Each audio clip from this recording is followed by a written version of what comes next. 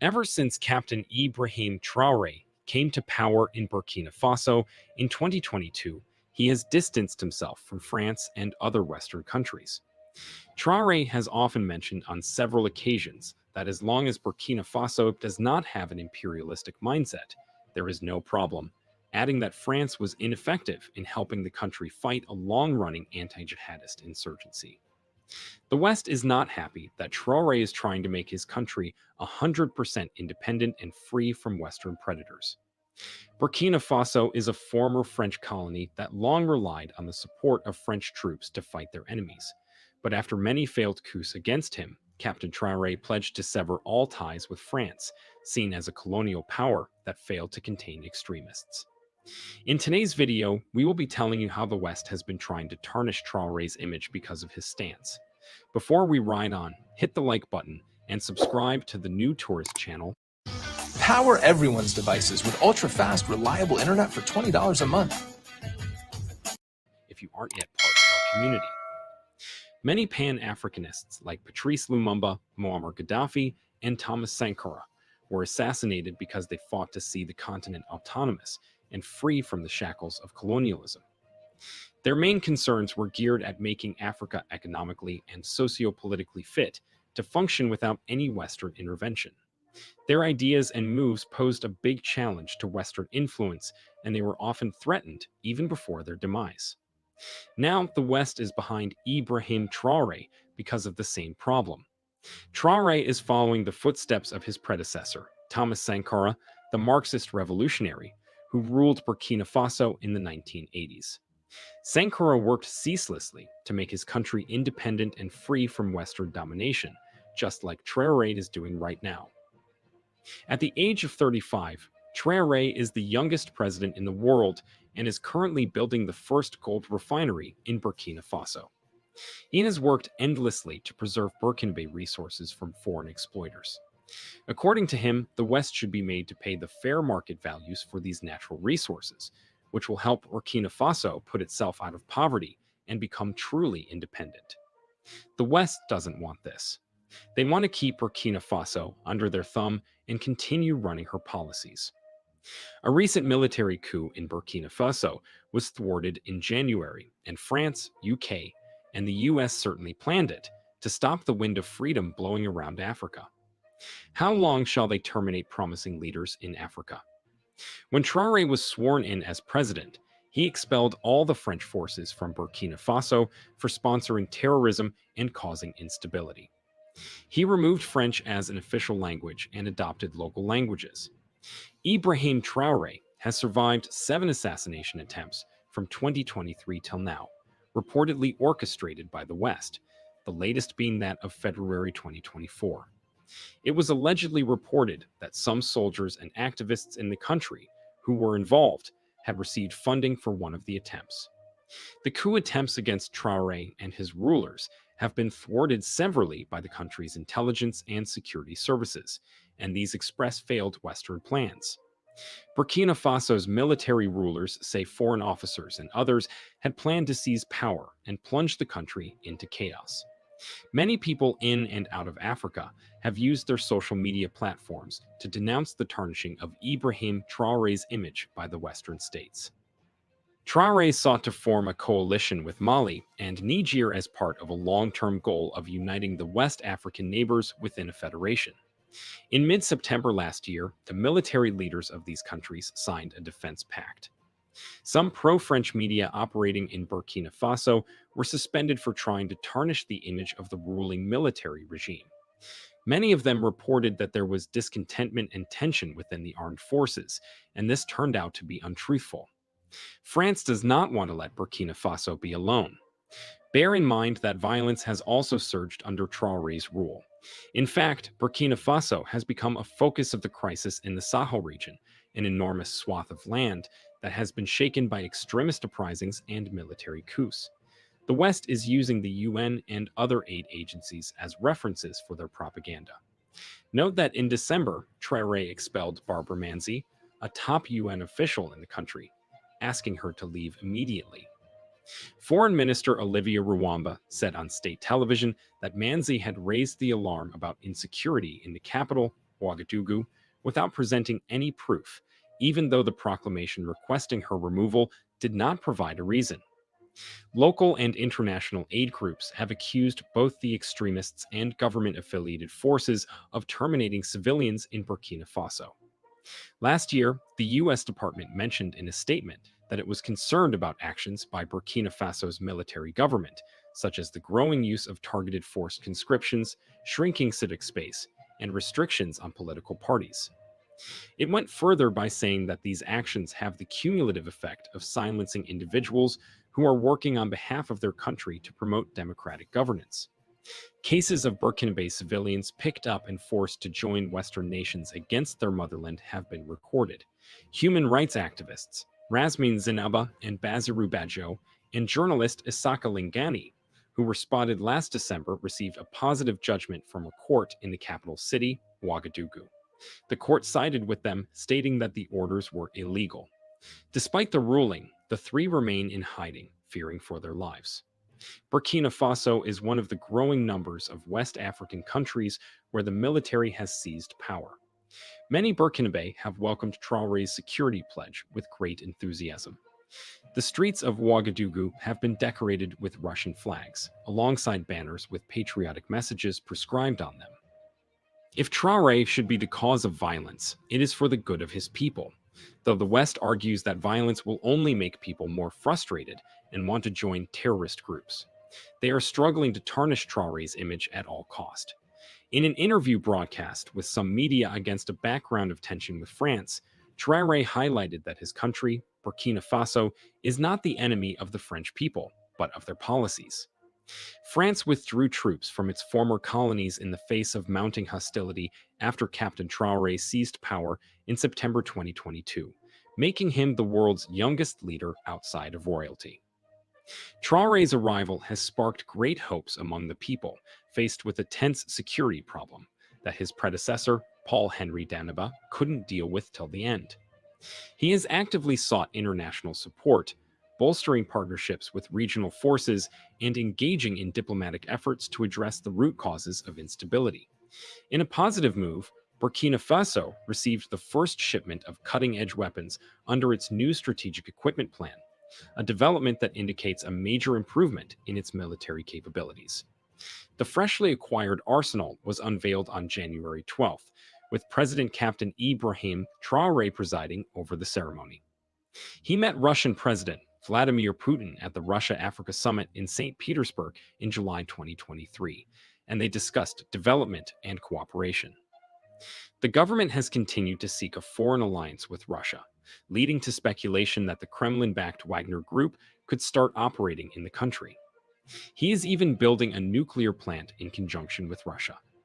African and French observers say that faced with troubles, France is finally shedding its post-colonial tradition of Francafrique, a term that smacks of paternalistic influence and quiet deal-making amongst elites as its economic and political powers decline. An increasingly self-confident Africa looks elsewhere. Traore advocates for African heads of state to stop being manipulated by imperialists, claiming that the continent can prosper by leveraging its abundant natural resources to build a more vibrant continent. Given Traore's commitment to make Africa largely independent and less reliant on foreign aid, speculations insist that some of these inspirations could be triggered by the West. Traore stands as a great leader that no one dares to deal with, in addition to his close relationship with Putin. Anyone who tries to put him down will face the consequences from Russia. He values Burkina Faso's development greatly. The realities of the job being done on the ground make it quite evident how much progress has been made. The roads were formerly hazardous, narrow, and in poor condition. But because of Captain Ibrahim Traore's dedication, this reality has undergone a significant adjustment. Presidents Nana Akufo-Addo of Ghana, William Ruto of Kenya, Paul Kagame of Rwanda, and Yoweri Museveni of Uganda are other African leaders who have received threats from the West over the years due to their non-acceptance of pro-Western cultures and identities. Their political agenda is characterized by nationalistic approaches that seek to reduce reliance on foreign aid, especially Western assistance. After repeated military interventions in its former colonies in recent years, The era of France and the West as Africa's gendarme may be over. French President Macron's predecessors, including Francois Hollande, Nicolas Sarkozy, Jacques Chirac, and Francois Mitterrand, had all launched new French military operations on the African continent. Macron did not. To him, France should focus on training and equipping allied countries' forces. President Ibrahim Traore's military government has diversified its international partners, including contacts with Russia, Iran, and Venezuela. Traore's interests in the continent ought to be fiercely defended and protected by Africans, as no white man will come directly to assassinate Africans. The true sons and daughters of Africa must make every effort to identify and deal with any traitors in their midst. Rather, it should be Africans versus themselves. The West will stop dictating what is beneficial or detrimental to Africa. Do you think the West will succeed in their quest to tarnish Traore's image? Let us know what you think in the comments below. Do not forget to like this video and subscribe to the New Tourist channel.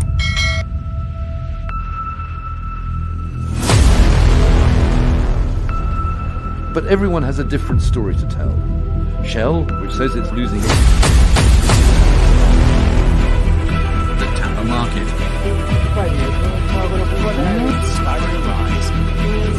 In Northeast Africa, precisely on the Horn of Africa.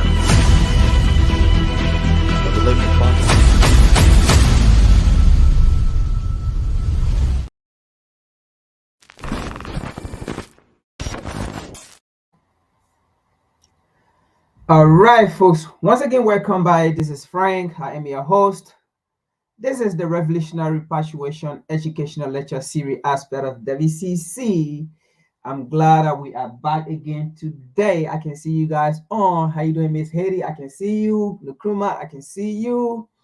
Khalid, I can see you. Good morning. Good afternoon to you. Oh, I'm about to say good morning. All right, good afternoon to you all, and to all of you that are watching, and to all of you that will also watch the recording. Once again, this is Frank.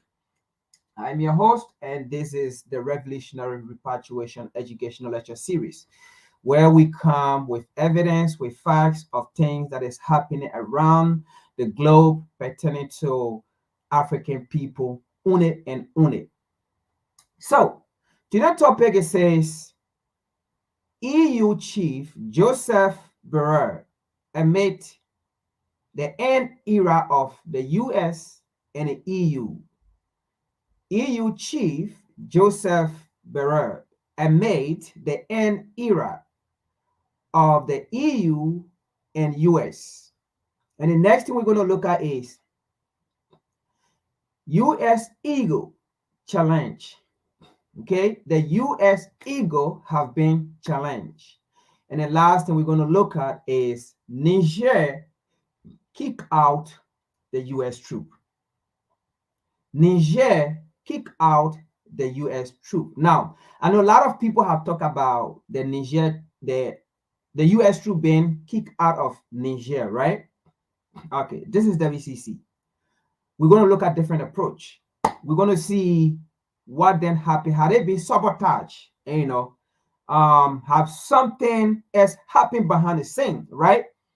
We're going to look at it, because sometimes when things happen, we take time to report on it, because we want to make sure and get all the evidence, all the facts, all right? And then before we actually come to report on it. So sometimes when some things happen and you see that this platform have not yet report on it, it's just because we have not get the full story and we don't want to give part of it.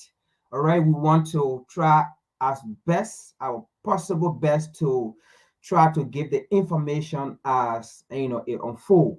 So that will be the last thing we will look at. Niger kick out US troop. Now, what happened again in the end? It's Africa, folks. Sometimes some things happen. Don't rejoice too much, because it will end up coming back at you. All right. But we will keep following the story and see, what then happened, why there was a U-turn. All right. So the first thing we're going to look at here is the first topic. EU Chief Joseph Borrell amid the end era of the US and EU. Now, again, let's bear in mind, this Joseph Borrell, the EU chief policy, right, foreign policy or whatsoever he may be called, he once upon a time said that Africa is a jungle. All right, Africa is a jungle, and Europe or the West is the civilized world, and the West need to go and civilize the jungle, Africa. That's how he refers to Africa at that time, right? Africa is a jungle. So then the question becomes, why the same EU or the same West or the same US that he once said they need to go to civilize Africa, then why it is he's coming back at this time? And by the way, this article just came out. He's coming up by the time to say the US, their era have come to an end, or the EU era have come to an end. Why would they say that?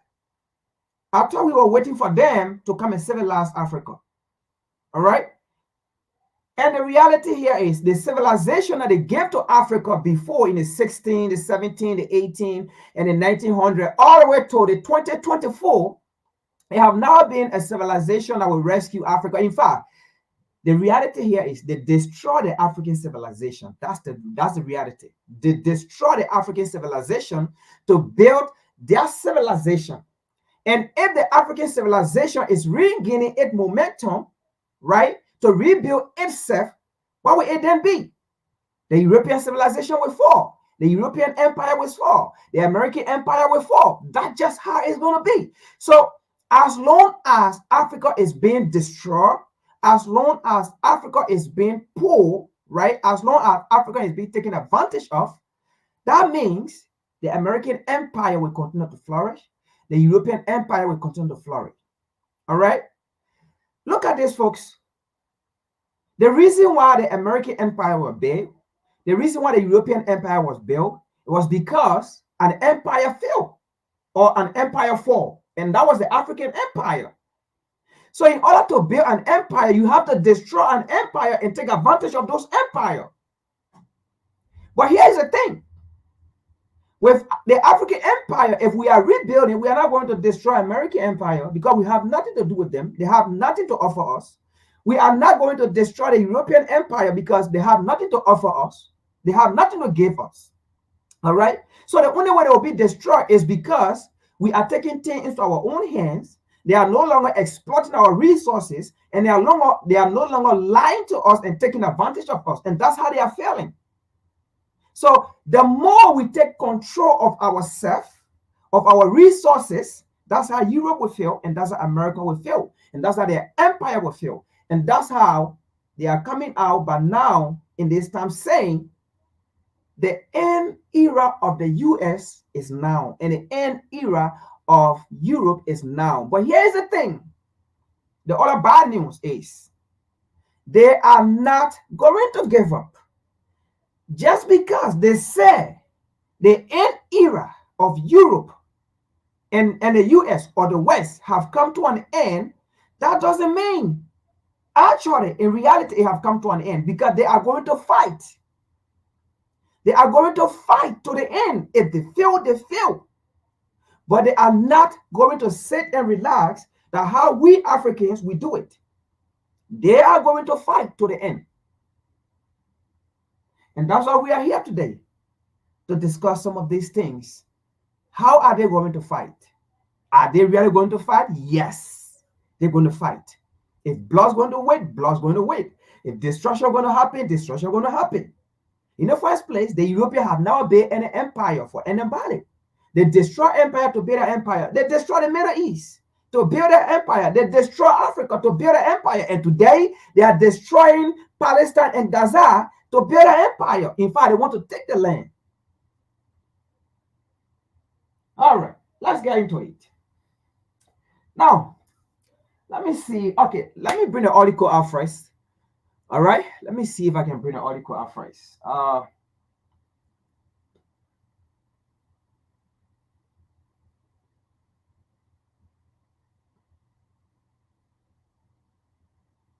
Let me see here.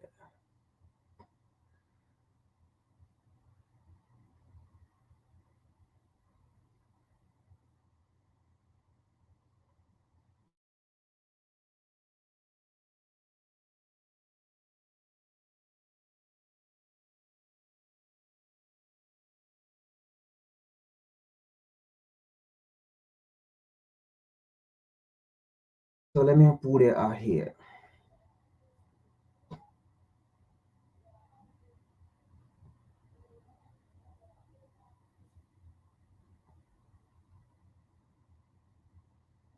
Okay, so that's the first article we're going to look at, and then after this article we're going to look at a video, but we may not end the video, but the video is very, very intense, very great looking, but because of time that we don't have on our side, we're just going to reference it. I will post the video though if anybody wants to get access to it.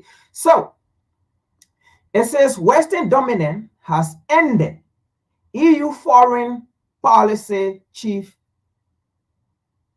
emit warning of West against the rest geopolitics. Western dominance has ended. EU foreign policy chief emit warning of West against the rest geopolitics. Now, let's read here. The European Union top diplomat Joseph Borrell admitted that the era of Western dominance has ended definitely. Has indeed definitely ended. He warned that the EU must not divide the world into, in quote, the West against the rest. The West against the rest. As many in the global south accuses us, Europe and the US, accuses them of double standard. So, these are folks, right, who have realized their wrongdoing in society and who have realized that, the entire world is against us. Because the world have come to understand the lies of the United States, the lies of Europe, and the advantage they take on people when you draw them close to you, or when they draw you close to them. It's not a friendship.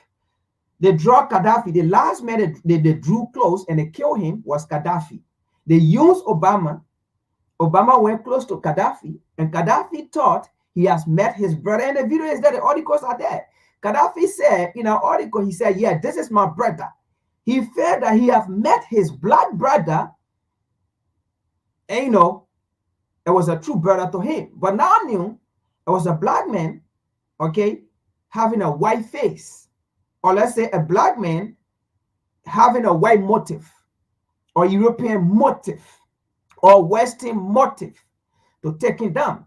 So Obama being a black man, and Gaddafi saw him as a brother, Obama went and lied to Gaddafi to turn over his nuclear weapon. And the moment he did it, boom, the black man went and killed him. They always use the black man to go and end the life of another black man. Now let's see. The end of West dominance. So as you can see, right, the West, and then down, what do you see? The BRICS. So you see the West, and then down here, the BRICS. All right, let's continue here. European top diplomat has acknowledged that he has accepted, because first he was being adamant, right? Africa is the jungle. All right. So he has acknowledged that the era of Western dominance has indeed definitely ended. Joseph Borrell, the European Union High Representative of Foreign Affairs, wrote this in a blog post on the official website of the EU Diplomatic Service on February 25th. He said, if the current global geopolitical tension continue, now we're going to dive into this. Like I said, U.S. ego have been challenged, right? We're going to see what I meant by that. What I mean, U.S. ego have been challenged. And this is why exactly they're saying here. Because when you look at the Middle East, okay, they are not in favor of the U.S., neither Europe. You look at Africa, even though we got some puppets and some puppet nation and some puppet politician and some puppet so-called human rights advocate who don't understand what human right is. And sometimes it baffles me when I see Africans, when I see Africans reporting about human rights, right, on the knowledge and ideology of the West. Since when have the West actually identified human rights when they are the biggest violator of human rights in the world? And then when I see Africans on the African continent taking the approach or the model of the United States contemporary so-called human rights or Euro so-called human rights, it baffles me to the extent that I don't think they understand what is going on in the world, right? Let's continue. If the current geopolitical tension continue to evolve in the direction of the West against the rest, against the rest of the world. And when they said, actually, when they said, how they call it, the West, they are talking about the US, Canada, or let's just say the imperialists, so to speak, okay? They are talking about the imperialists. They are talking about the colonizer, those who took part in this, in the colonization of the African continent, those who took part in the enslavement of the African people, the transatlantic slave trade. They are the West, and they know themselves, so to speak. Let's continue. If the current geopolitical tension continue to evolve in a direction of the West against the rest, right? Europe future risks to be bleak, he warned. But here's the thing. Here's the thing. That we make this clear. No one is against America. No one is against Europe. All right? No one against America, no one's against Europe. The reality here is what they fail to explain is the rest of the world are just sick and tired of the United States killing their true leader. The rest of the world are just sick and tired of Europe killing their true leader. The rest of the world are just tired and sick of the ill and nasty, inhumane behavior of the West. So if people are taking things into their own hand to stand out, to fight for their freedom, that doesn't mean they are against the West. No one is against the West. It just means people have come to realize that the West rather is against the rest. They have come to realize that Europe is actually against the rest. It's not the other way around, that the rest are against the West. No, the West are against the rest. The West are against Africa. The West are against Europe. That's just the reality. So don't change the English language around to fit your perspective. Who is against the West? Who is taking advantage of people? Who is killing other people's leader? Who is bumping them? Who is funding proxy war? Who is taking their ammunition? Who have the largest platform to convince people? Who have the power to make what is right to make it wrong, to make it seem wrong? Who have the power to make what is wrong to make it seem right? Who have the power today to sanction or to sabotage the right, the God-given right, okay, of other nations only because they do not agree to US or Europe policy? Who have the right? Who have the right today to threaten Ghana when Ghana said we do not support LGBT? In fact, it is against our culture, our heritage. In fact, it will damage the moral society of, how they call it, the moral behavior of our society, the morality of our society. It will destroy it. Who is threatening Ghana? America. So you see, no one is against America. America is the one rather against other people. Europe is the one rather against other people. And just because someone questions your level of advocacy, that doesn't mean they're against you. Just because someone questioned your level of your definition of human rights, that doesn't mean someone is against you. And that's the reality. No one is against America. No one is against Europe. You are just seeing your own downfall because over the year, you have taken advantage of people. You are tortured people. And that's how your empire have grown. You have a lot of blood on your hand, so to speak. Let's continue. Now, the war in Ukraine, always they want to divert their thoughts on other people. The war in Ukraine and Gaza, along with the anti-colonial, so you see, it's so sad, man. And they know very well, right? They know what they have done in society, but they will always use the bravery, the determination of the people they have oppressed to say they are the one who have the problem. But let's continue here. The war in Ukraine and Gaza, and along with the anti-colonial uprising in Africa. So the reality here is, so Europe and America, they are actually happy. They rejoice actually, all right, to see Africa like that. To even say African hate Europe or the West because of anti-colonial uprising. So that means they still see themselves on the African continent as colonialist. But let's continue. With the anti-colonial uprising in Africa, Sahel region has significantly increased this risk. What is that risk? The risk is the fall of the European empire, the fall of the American empire. So now the question then becomes, what is the role of Africa, folks? What is the role of Africa in the war in the global society?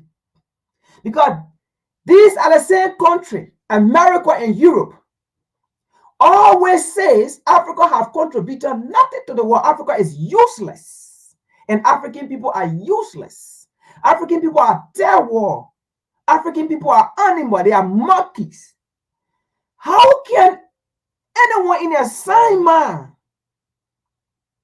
depend on monkeys to rescue them? How can anyone in a sound mind depend on chimpanzee to come and rescue them?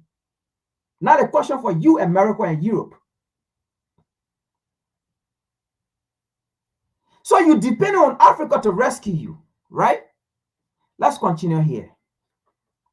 Let's continue. Has significantly increased the risks, the risks of Europe falling, the risks of America falling. They have increased it, right?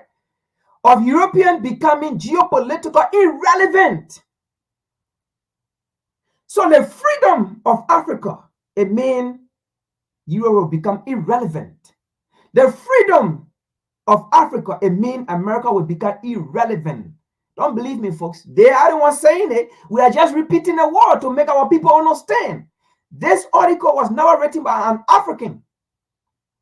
This statement was never said by an African. So if African repeat it, okay, repeat what they said, it shouldn't be anything. We are just here to enlighten our people, to awaken our people. Like, listen, America and Europe have been a problem, even though most of them know, but most of our people are still ignorant. We should not believe or think that our people know. So for Africa rising, for Africa taking her potential place in the world, so that means Europe will fall. So you see, this is what they said in the Berlin Conference of 1884. And it stayed there today, up to today, is in Germany. The Berlin Conference in Germany is there and is locked up. And in our conference, they say they will make sure Africa will never rise. They will make sure the descendant of Africans, the people that enslaved at that time, and the people that colonized at that time, their descendant, today, we are the descendant. They will make sure we will never rise. Why would they say that? Why would they say their descendant, the European that colonized, that enslaved Africans, right? Why would they say their descendant will make sure the descendant that they colonized and enslaved, we now, right, will never rise? Why would they say that? Are we not saying it today? They said it because they knew that if Africa rise, that means Europe will fail. If Africa rise, that means America will fail. Because they depend on the Africans in order to continue their empire, for their empire to grow, to continue flourishing. So the reason why their empire failed, because they destroy Africa. They destroy the African masses, the working population. They destroy our culture. They destroy our unity. I mean, the list can go on. Okay? The means of exchange that we have, we're not using American dollar. We're not depending on European dollar. We depend on African currency at that time. All right? And each kingdom have their currency. Each kingdom have their currency, and we stay trail. Okay, battle system, all of those things. It was never anything. So they destroy that exchange of communication of goods and services amongst us continentally, right? They destroy it. So they know that if we build it, they fail. So their prophecy is coming to light. Let's continue here. He went as far as saying the European foreign policy chief revealed that improving our relation with the global south is one of the 4 main tasks on EU geopolitical agenda. Now, this is why you get to understand Europe and America, they can never make friends with Africa. In fact, not even Africa. They can never make mutual friend. Okay? Their friendship always have hidden agenda. Why are they coming to strengthen their agenda? It's because they don't want to fail. It's because they want for the empire to flourish. And once you rescue them, they will come again, once again, to take advantage of you. And that is why we cannot allow this empire to continue. You know what? I will bring a quote that W.E.B. Du Bois said before we can get to the next, before we can get to the video. All right?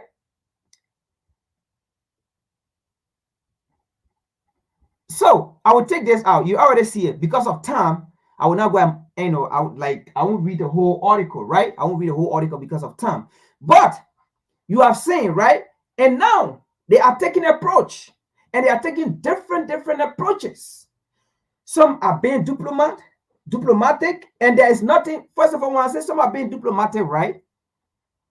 Because they have tried a violent way by using ECOWAS, it did not work. And you see, oh man, sometimes it's hard to talk about Africa. It's just hard, man. It's hard. But I'm going to touch on it a little bit. You see, they use ECOWAS, and they dump ECOWAS. I can tell you, they dump ECOWAS. African, look, sometimes I wonder what is wrong with us. They use ECOWAS and they dump ECOWAS, and now they themselves are taking the approach. All right, let me take this out. All right, let me take this out. Let me see what W.E.B. Du Bois said here. Let me see what W.E.B. Du Bois said. Hopefully I found it. I know a copy is somewhere here. Okay. Let me see what W.E.B. Du Bois said here.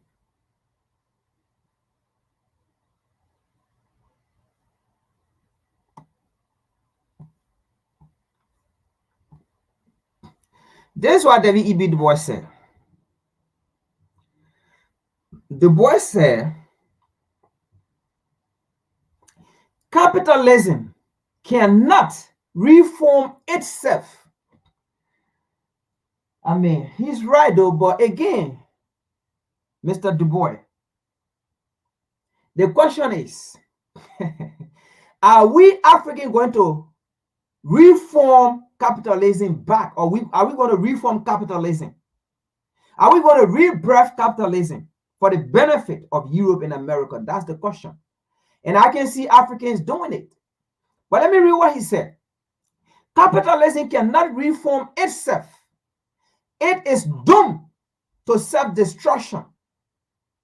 No universal selfishness can bring social good to all. And that is a fact.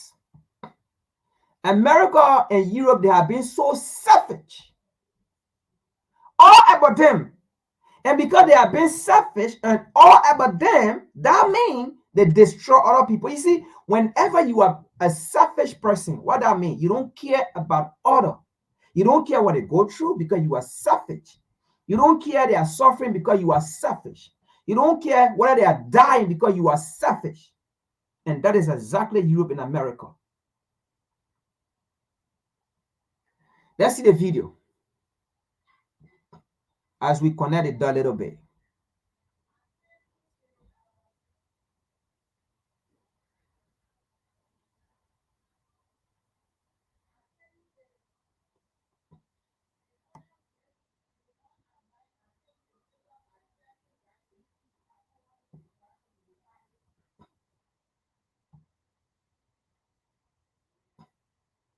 So the video is 25 minutes. So we're not going to watch the entire 25 minutes because it's very long. So we are not going to watch it 25.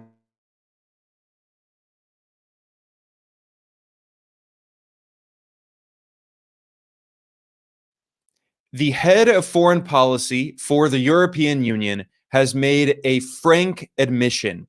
The era of Western dominance has ended, and the countries of the global South, which represent the global majority, have increasing economic and political power, and the West can no longer control the entire world. We are firmly in a multipolar system, not a unipolar system dominated by the Western powers.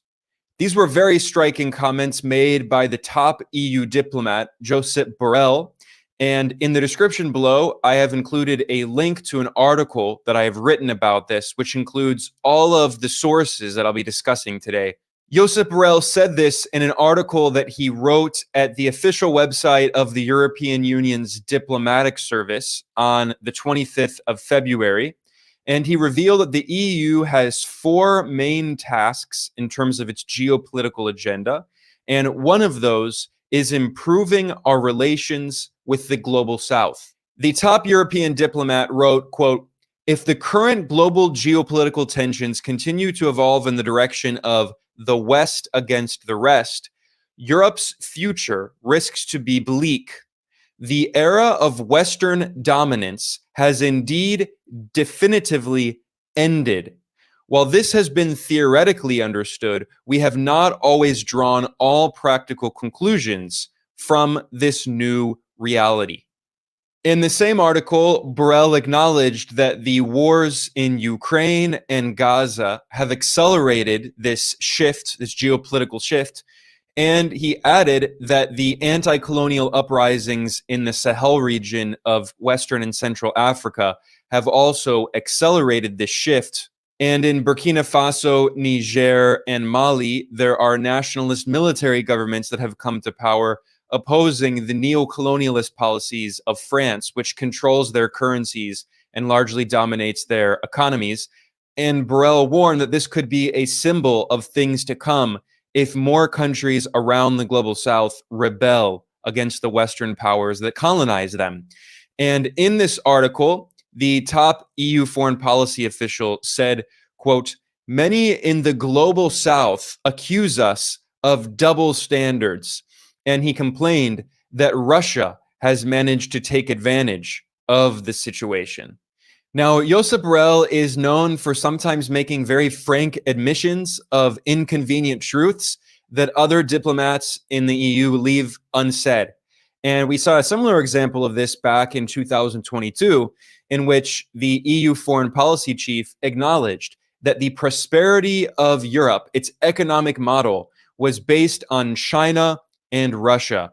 It was based on cheap energy coming from Russia, access to the big China market, and low-paid Chinese workers. But with the Western sanctions and economic war on Russia and the end of Western imports of Russian oil and gas, and furthermore, with the new Cold War against China and the Western sanctions and trade restrictions on China, these policies have been backfiring and devastating the European economy. I have a separate video that I did about that, which I will link to in the description below.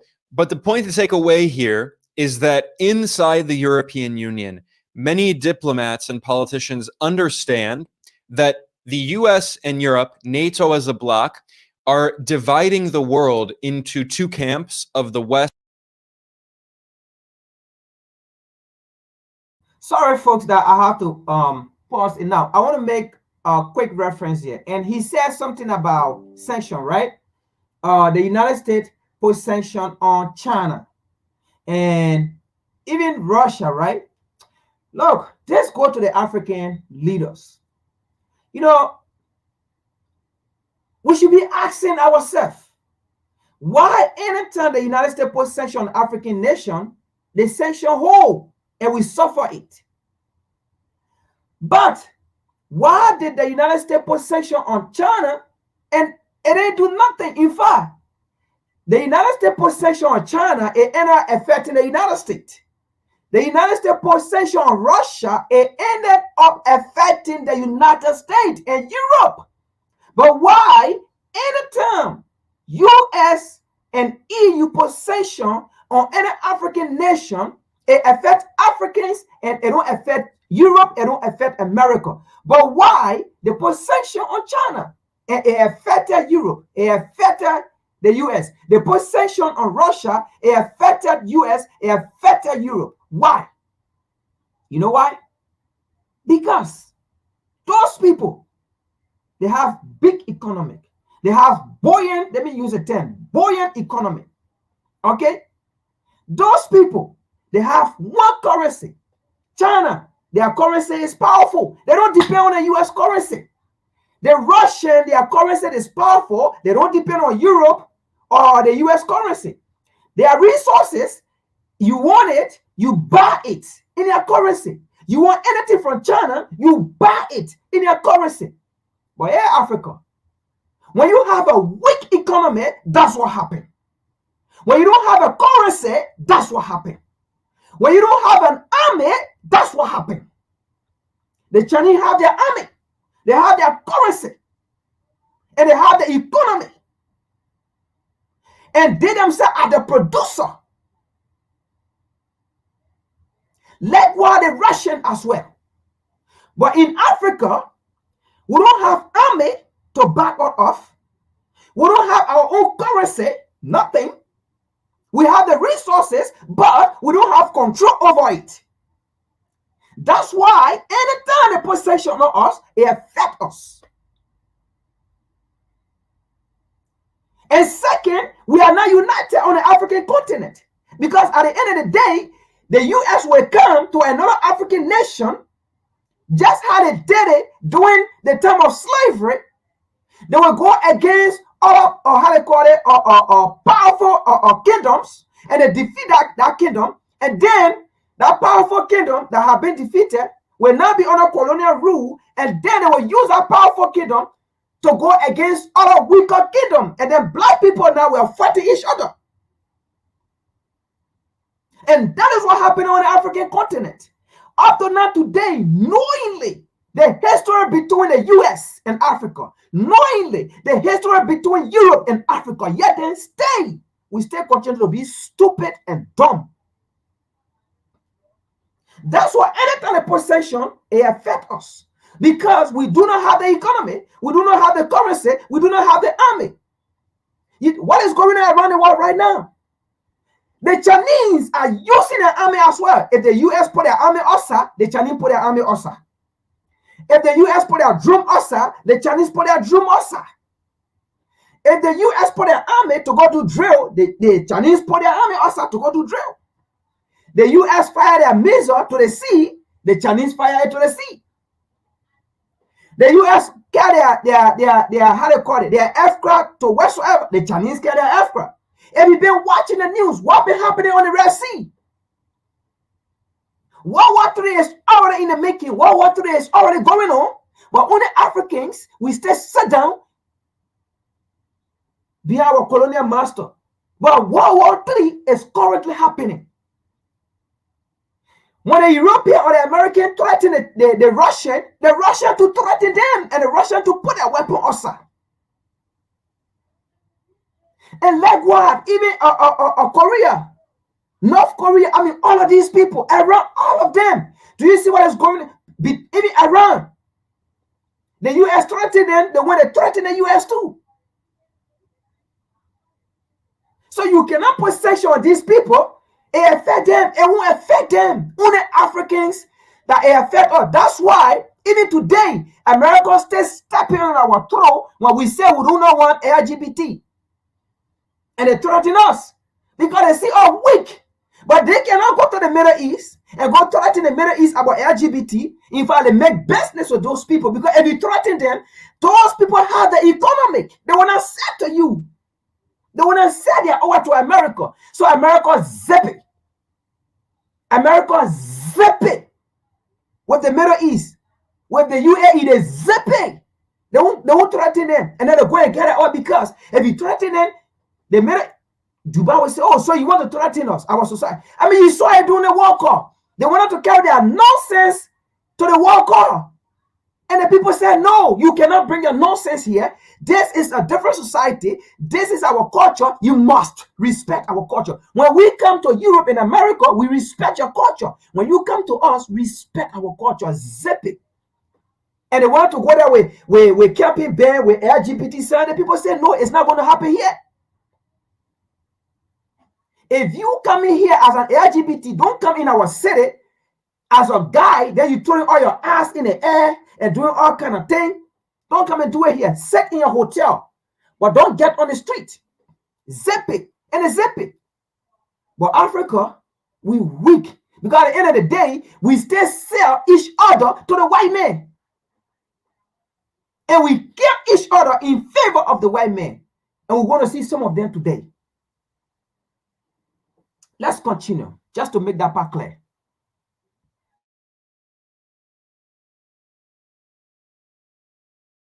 Against the rest.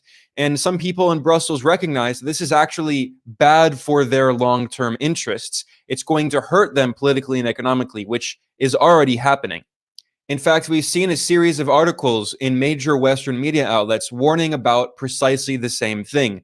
Foreign Affairs warned of the West versus the rest. Britain's major newspaper, The Guardian, published an op-ed titled, "The World is Splintering into the West versus the Rest, and that leaves us all in more danger." The article noted that from Gaza and Ukraine to food insecurity, global problems are linked. Echo chambers and bubbles won't solve them. Foreign Policy magazine published an article titled, "The West versus the Rest, Welcome to the 21st Century Cold War." And it was written by a senior fellow at the very influential Washington-based think tank, the Brookings Institution, Angela Stent, and she's the author of the book titled Putin's World, Russia Against the West and With the Rest. So we see this idea that the West is alienating the rest of the world in the global South. However, recognizing the problem is one thing. Actually working to try to solve it is another. And we have to ask, what is Europe doing to try to prevent this division of the world into the West versus the rest? And if you look at the other comments made by Joseph Borrell in this same article, you can see that he's doubling down on these very same policies that are making the problem even worse. So in the same article, he calls for providing further and further support to Ukraine, warning that Ukraine risks losing ground. So the West needs to continue this proxy war against Russia. He said, we have to support Ukraine more and we have to do it quicker, in particular regarding artillery ammunition. He said, we are witnessing a new kind of war, one that evokes the trenches of the First World War and the robots of Star Wars. technology, in particular drones and artificial intelligence, are shaping the outcome of this war, we need to find ways to provide Ukraine with the latest technological developments. And he pledged that the EU will provide Ukraine with long-term security commitments. And at the same time, Borrell emphasized that Europe needs to deepen its relations with the United States and strengthen NATO. He said, Europe has gone through a long period of silent disarmament, gradually losing military capacity, while our defense industry has been shrinking dangerously. He added that for the past 10 years, our defense budgets have been growing again, and we must sustain these efforts in cooperation with key partners, and in particular, the US. And the recent months have showed how important NATO remains to our collective defense. So calling for expanding military spending in Europe, deepening cooperation with the United States, and strengthening NATO. But all this is doing is exacerbating the problem, which was acknowledged by an influential European think tank called the European Council on Foreign Relations, which published a white paper in 2023 warning of the art of vassalization of Europe, warning that Europe is becoming an American vassal, and the war in Ukraine has showed Europeans' profound dependence on the US for their security. So Joseph Borrell, the EU foreign policy chief, has recognized that the era of Western dominance has ended, and he notes the importance of not dividing the world into the West against the rest, and yet he is doubling down on the very same policies that are politically, economically, and militarily subordinating Europe to the United States and strengthening this transatlantic imperialist bloc that continuously goes against the will of the rest of the world. One of the clearest ways to see this is to look at votes in the United Nations General Assembly. And here I have a chart, and the vertical line of the chart shows the average vote in the UN General Assembly of all of the countries on Earth. And if you look, you can see that the West constantly votes as a bloc against the rest of the world. And in particular, the United States is a massive outlier, constantly voting against the rest of the world, and Europe largely. And the South here, right, as we all know, that's Africa. So that means the United States have always been voting against Africa. Europe have always been voting against Africa. That's why anytime they take African issues to the United Nations, it never get resolved. That's why today, you still see war in DRC Congo. Millions of Congolese have died.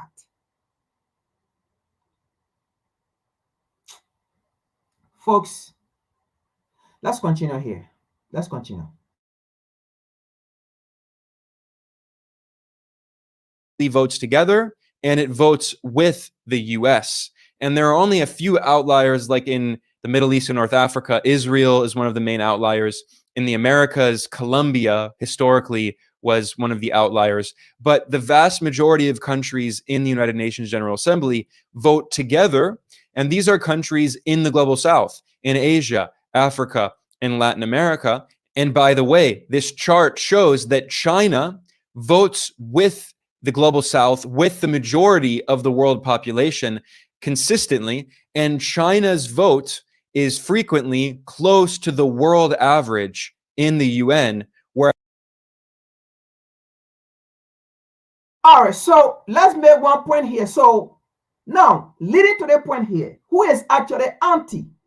Because when the United States come, when Africa is taking her stand, when Africa is trying to say, you know what? This person is not our friend. This person is our friend. And then now, the United States put on a garment to say, Africa is anti-US. But the reality here is, look at China. China is the one that has been voting in favor of Africa. Meanwhile, the United States and Europe vote against Africa. Then when African people accept China, and then the US say, Africa is anti-US, or Africa loves China over US and Europe. But the reality here is Africa is just choosing her best friend. Africa is just choosing who is in her favor, because the reality here is the war is about interest. There's no globalism. You do for me, I do for you. You cry for me, I cry for you. You look out for me, I look out for you. That's how the wars go. There is nothing like globalism. So why would the United States come and say Africa loves China over the US or over Europe? These are some of the reasons. And the US know this very well. But because they know that they have a media that is very powerful, okay, worldwide, right? And they know that most Africans are so ignorant. Like one of them, my country, Liberia, when it comes to the US, they can sell Liberia. Don't try to educate them about what Liberia have been through with Washington, D.C. Don't educate them. You will become the problem.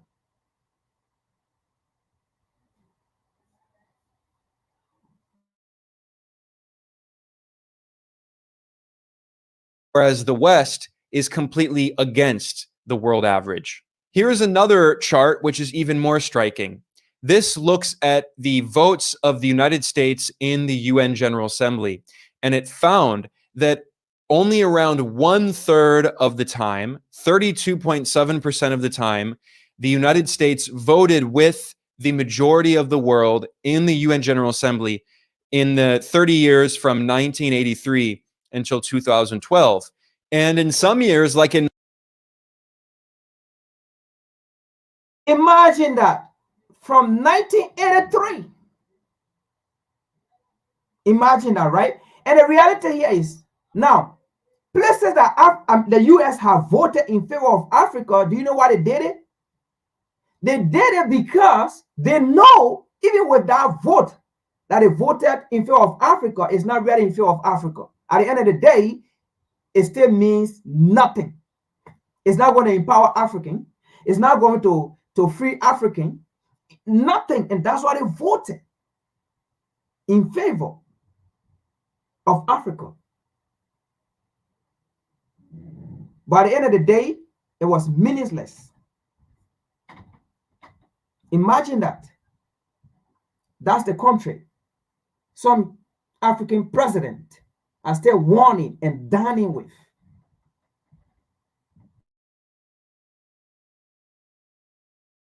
In 1988, the United States only voted 15.4% of the time with the other countries, the majority of countries in the UN General Assembly.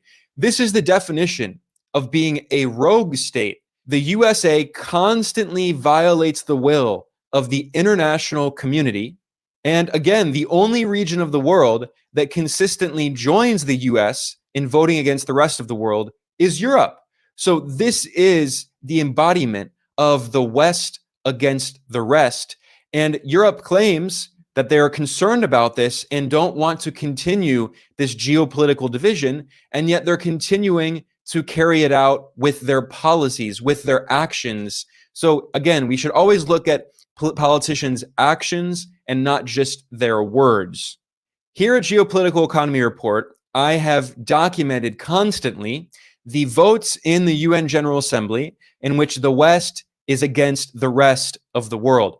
Back in November of 2023, the West voted against the rest of the world on resolutions, and the West opposed democracy, human rights, and cultural diversity, and the West voted against the rest of the world in support of mercenaries and unilateral coercive measures, which are known as sanctions.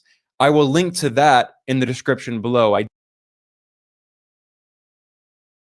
But then, what moral does Europe and the US have to talk about human rights? They voted against human rights. They voted against the protection of human beings. As we see today, even in Palestine and Gaza. The US been voting against the how they call it, safety of Africans in DRC Congo. And many areas in Africa, they've been voting against it. Wasn't the same United States that stopped the Malian president from coming from the so-called US and Africa Leadership Summit they have here? Because they said these people are fighting for their right and taking their resources. So everything about Africans, empowerment and development, the United States vote against it. Europe vote against it. China vote for us. Russia vote for us. Then who should we go to? You see, this is why today, right? You will still see them saying that colonization was good. If not for colonization, Africa wouldn't have been in Europe and America. Meanwhile, Africa was already in Europe and America before colonization.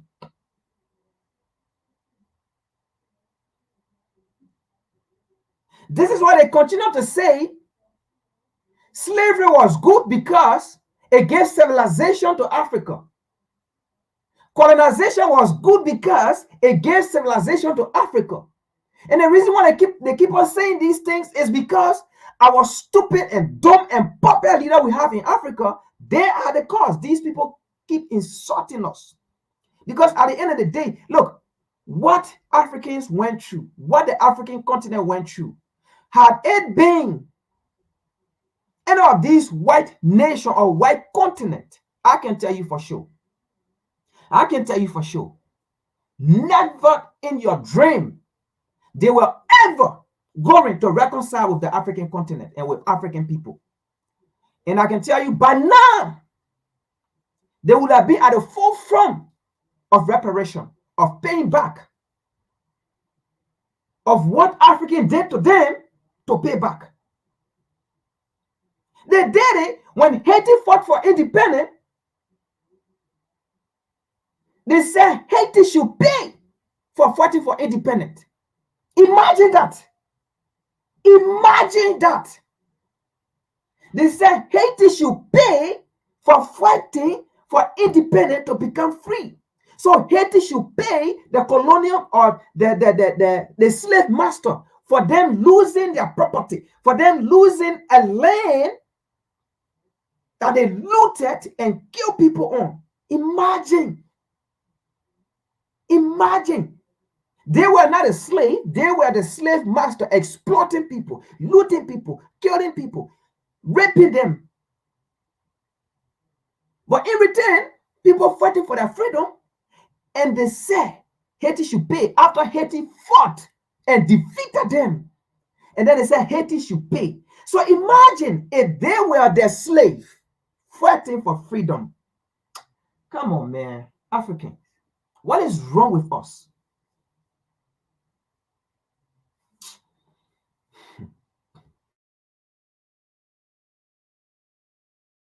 I did a video and a report documenting that.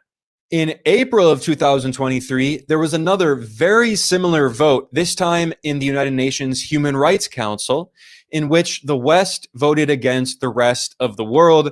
The West supported sanctions, unilateral coercive measures, which violate international law, whereas the majority of the UN Human Rights Council, represented by the global majority,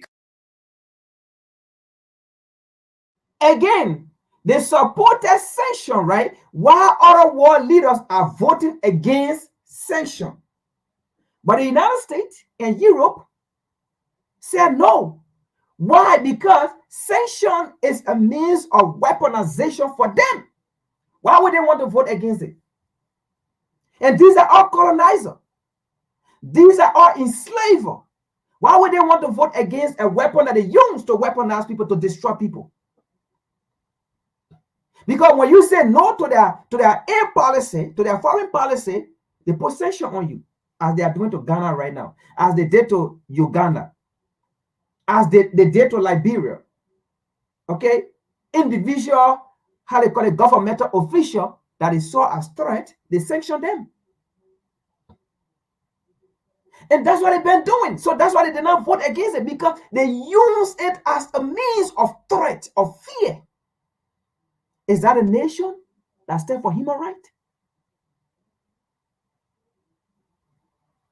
So then, when African leaders, or some African leaders, or when Africans, the youth, the population, who have come to realize that, you know what? Our problem is the United States. Our problem is Europe. Africa problem is the United States. Africa problem is Europe. It's not China. It's not Russia. Why should they have problem with it? And the thing is clear. They know it. They know it.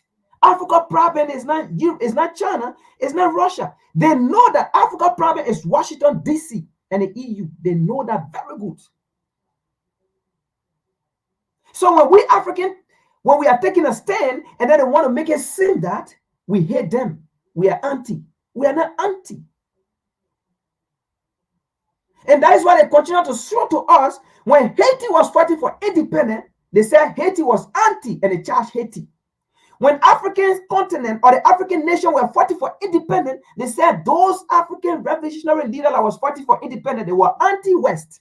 And they start killing them one by one, one by one, one by one. And the recent one was Gaddafi. America killed him.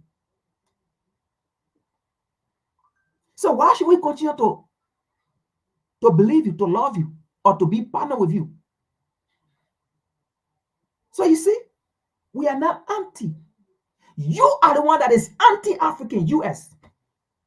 You are the one that is anti-African EU.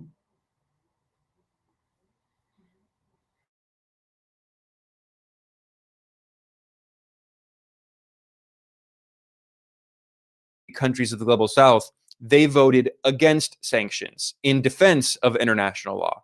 And another flagrant example of this is every single year, the UN General Assembly holds a vote on the call for a new international economic order. This is something that the countries of the global south have been demanding for 50 years. This year, 2024, is the 50th anniversary of the call going back to 1974, in which the formerly colonized nations of the global south demanded a new international order. And in these resolutions in the General Assembly, the global south calls for this new international economic order to be based on respect for sovereignty, equality, sustainable development, and biological diversity, things that all should be uncontroversial. And yet every single year, the Western imperialist nations vote against them. So, because of time, I'm going to take the video out, right? But see, after independence, after the 1960, because most African nations gained independence 1961, unless like South Africa in the 90s, right? So after independence from 1961, Africans started advocating for permanent seat in the US. The United States voted against it. Europe voted against it. Who is anti? The United States is African anti. In Europe, they are anti-Africa.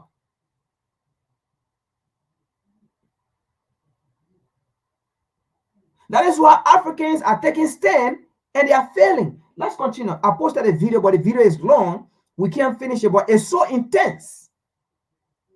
So I posted it for more clarification, but it's there. We already finished seeing it, right? Let's continue because of time. Let's continue. Now, this is Europe. Now, what did the United States say as well about the United States empire failing? We are not the ones saying it. They are the ones saying it. But the thing here is we have to remind Africans, whether you are in government or not in government, just because they came out to say it, that doesn't mean they're going to sit and fold their hand and watch Europe fall and watch America fall. No. They are going to fight to the end. Let's continue to the next video. Let's continue. Let's see what Europe do. Let's see what America. So this is Europe, right? Let's see what America said as well. Let's see. That balance the equation.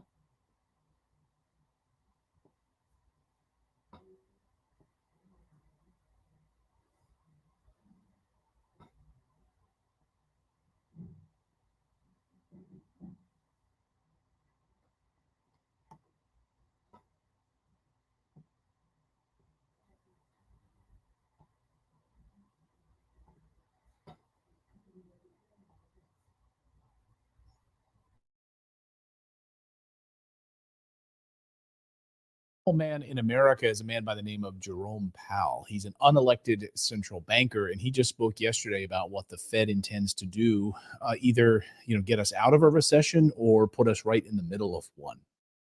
Inflation has eased substantially while the labor market has remained strong, and that is very good news. But inflation is still too high. So on those words, gold skyrocketed to an all-time high. And last night, the stock market also hit new highs across the board. Rally was the name of the day. So what's really going on here? Kevin Demerit is the CEO of Lear Capital. We'd like to check in with Kevin every few months to see what's going on in this economy. Kevin, good to see you. Good to be back, Clayton. So an interesting day, because I feel like we're in the moment really of have and have nots right now. You have a lot of people saying, I can't rub two pennies together right now. Can't rub two nickels together right now to be able to afford my rent. My grocery bills are going up. I'm paying more for just about everything. Jerome Powell yesterday admitting basically that inflation targets of 2% not going to happen. Like we're throwing the towel in on that. It's going to be higher. But yet we're hearing from the Biden administration that this is a booming economy, that everything is great. So there really seems to be a total disconnect here. What did you make of Powell's comments yesterday? I am very humbly asking if you could chip in $5, $10, or even $25. Well, I think he's absolutely on track as far as you're probably going to have to lower interest rates sooner rather than later. So I think he's predicting 3 decreases in interest rates. He sees a recession coming, and so do a lot of billionaires and the people that I'm speaking to. Now, they see a recession coming. That means they feel in the empire field. Like Joseph Borrell, I mean, he kind of concluded it, right? He said the end of Western era, right? Now, this is what they are saying here. A recession, complete damage is coming. What you see here, right? With the American way of influence, right? They don't want to scare away their citizens. You know, they did it in 2008, if I may believe, right? If I'm not mistaken. A lot of citizens were leaving the United States, going to different countries. People were going to Norway. People were going to some of these islands where, they can use their little resources, right? They were leaving. Either people are going to Haiti, Barbados, Trinidad, Tobago, on the island, buying land to settle there with the little resources they had at that time. They were leaving because the resources they had, they could not have survived with it in this kind of environment where everything, prices are high. So people were leaving, going to these small nations, these small islands. They were leaving. So they have to make it. So they have to use a word that will not, put fear into their citizens to leave, because that's one thing you don't want to do. Okay, to put fear into your citizens, for your citizens to leave the country, because you want for the people to stay to fight. Because the less your population, the defeat you become, and that's how they defeated Africa actually. When they took all the manpower, doing slavery. And that's how the women live. And the women, they couldn't do nothing. Even though some of them fought, like Ya and Shatiwa, at some point that she defeated the British, but they still shadow her. And they captured her and they took her to England. And there where she died. And who knows? Her remain may be in there. Ya and Shatiwa remain should be one of our great mother or a sister that they have in Museum or in Jah. Okay? We have Queen Nzinga. I mean, the women, they tried, they fought, but they couldn't.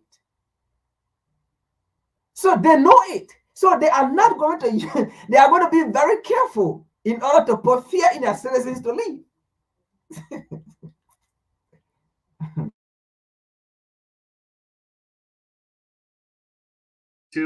There is a recession coming.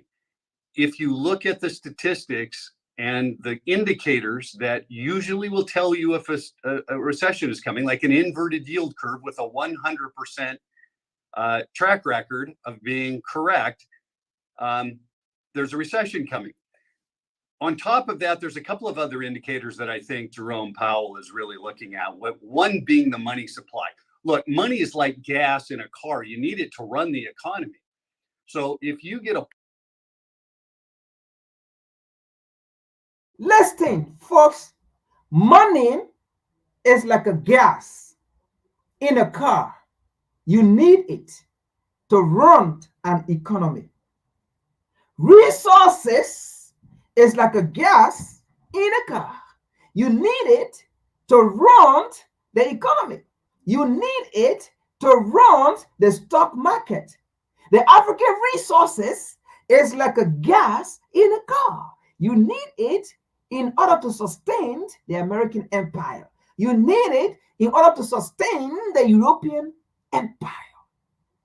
Folks, all what we're saying here is actually about Africa, and we're going to get to the point. I'm not the one saying that. They said it, right? So we are setting the premise. All what we are saying here, it all point fingers to Africa. Follow me, watch. Very interesting.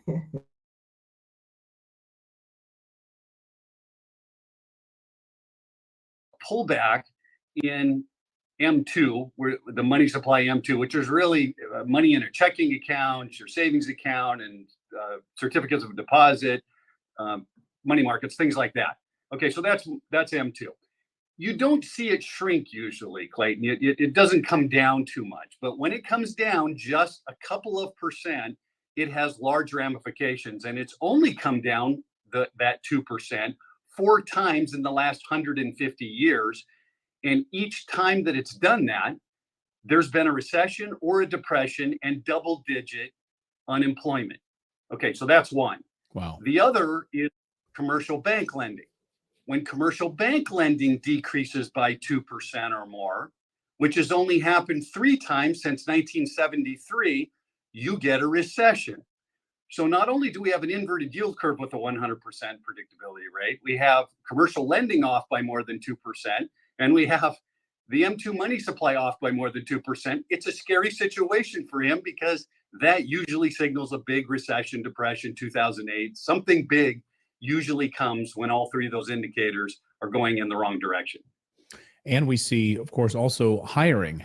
Hiring has been slowing. A lot of small businesses now saying that when you had people quitting, the quit index, right? So a lot of people saying they're going to quit, and they could usually then go and get another job. But now a lot of small businesses saying they're pulling back on a lot of hiring right now, which is also incredibly troubling. You talk about the inverted yield curve, which for our audience maybe they don't understand exactly what that is. It's what bond investors are expecting, right, in terms of long-term interest rates and longer-term interest rates. So a lot of the people that would be investing in these longer-term bonds are saying, we see trouble on the horizon.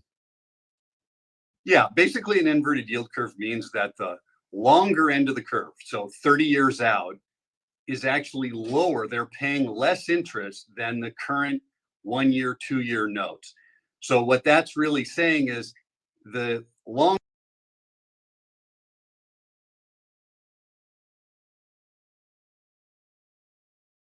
All right, so I took that out, right? Again, because of time. But I wish we could see the whole end, right, to all these videos. But my point here is, I'm trying to get my point across, and you seeing what is unfolding. There's no opinion here, right? And as we continue to explain more in detail, right? Now, okay, we have seen that Joseph Borrell, the European chief policy executive, whatsoever, he have made it that the era of the West have come to an end, right? And America have admitted that the era of the West as well have come to an end, but they just use a different language about recession, right? That is coming, right? All right.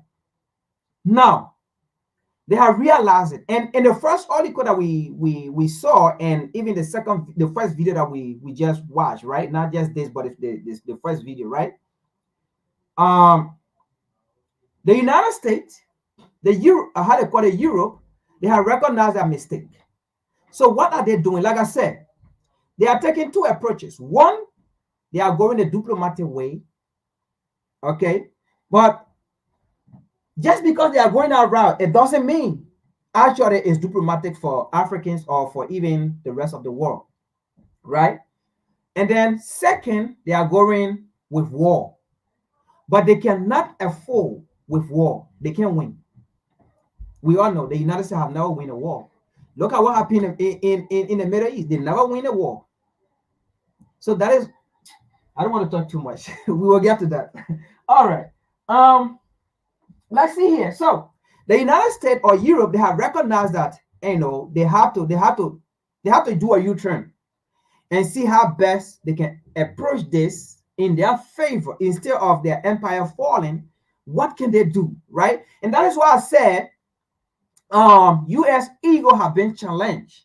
So let's get into that, right? And as also we connect the dot about the empire, because they know they are failing, or at some point of time they are going to fail, and they can see the disaster coming. See what they did. See what they did. And that the reason why they did this as well is not to give power to Africa. They are never in the position to give power to Africa or for Africa to gain power. I'm telling you, because what they just did, that was what South Africa have been fighting for. What they just did. See something here. Let's see something here. Instead of them giving the praise to South Africa, they don't want to do it, because what that means is they will be empowering the slave. Let me just put it that way. Because in their mind, Africa is still a colony. The continent, the African continent is still a colonial continent. All right. So what South Africa did, if they allow South Africa, if they allow South Africa to win that case, do you know what you're going to do? That is why we cannot even trust the United Nations. The United Nations the United Nations is just there to add that they are neutral, right? But the reality here is they will never allow any African nation to gain that power to take another colonial, how they call it, master, to search a court or case, and that African nation winning. Not right now. That is why, like, I see no reasons, even African fighting to be part of the UN. I see no reason. Let's see something here. I don't want to be talking too much. Let's see something.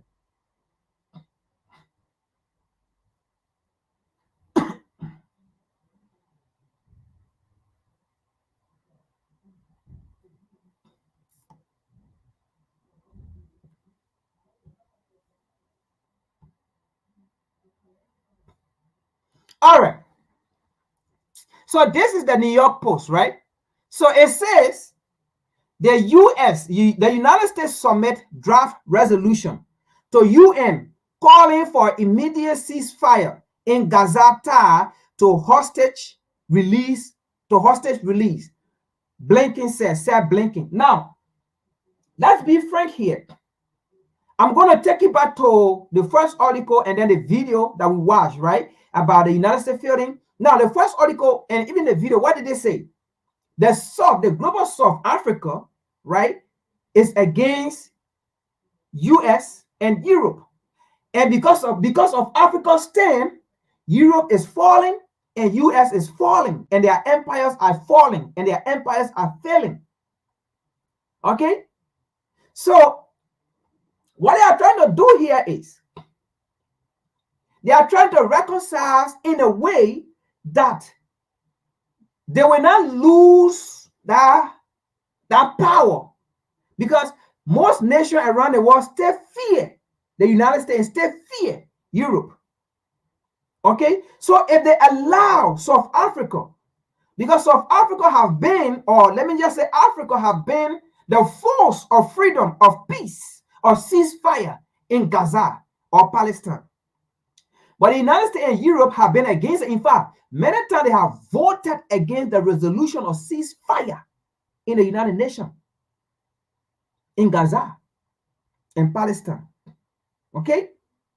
Now, the question here is, why will the United States draft a resolution to cease fire in Gaza or Palestine?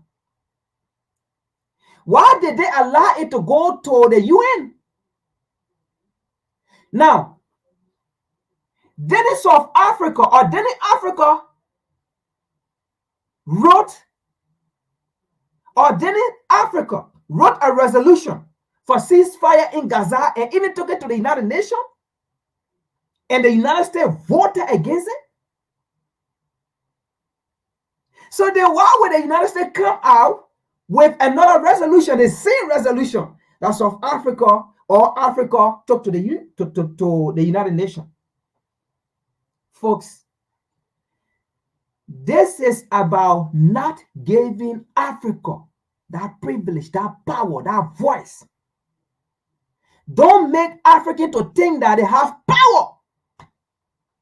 Do not give power to the Africans. This is why there is no way we say we will work with the colonizer. Once a colonizer will be a colonizer forever. Once a racist will be a racist forever.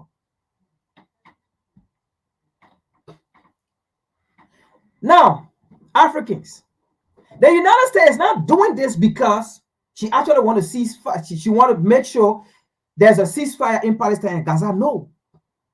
You remember the first article, they are saying the global south is against them. And if the global south, which is Africa, is against you. Look, in order for the world to survive right now as we speak, it depends on Africa. Any continent or nation that you are not part of the African continent, you are doomed for failure. That is why in that article, what Joseph Borrell said, the rest of the world are against the West, the global south, Africa.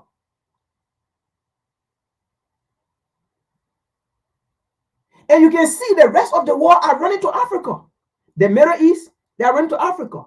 China, Africa. Russia, the entire world, Africa. And we are accepting other people.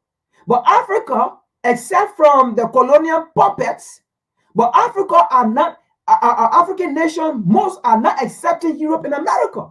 They are accepting other people. So right there, the competition in Africa, right, the dominance of Europe and America in Africa is limited. So this ceasefire resolution is not really about Palestine or Gaza. It's about to make African to make a U-turn, not to think of the U.S. as you are the problem because you supported apartheid in South Africa that killed Africans. Because this is where most Africans are basing on. Why would the United States support Israel to be killing Palestinians, to be killing the people in Gaza, when the same U.S. supported apartheid? And then not only that, most Africans are saying, but the U.S. is known for this because they have killed all of our revolutionary leaders, Africans, leaders that want a betterment for Africa. They kill them. So this Palestine have made Africans to realize that what the Palestinians are going through, this is what Africans went through, and America supported those ideas of torturing Africans and dehumanizing Africans. That's what they're doing over there. So we cannot support such a nation. Folks, America is trying to save. You think the article Joseph Borrell came with, or that statement, they have to find a way to work, and that's what they are doing. Do not make the African continent to work against you. I'm not the one saying it. We're going to see it here. Do not make the African continent to work against you. And at the same time, do not give them the momentum. Do not give them the power.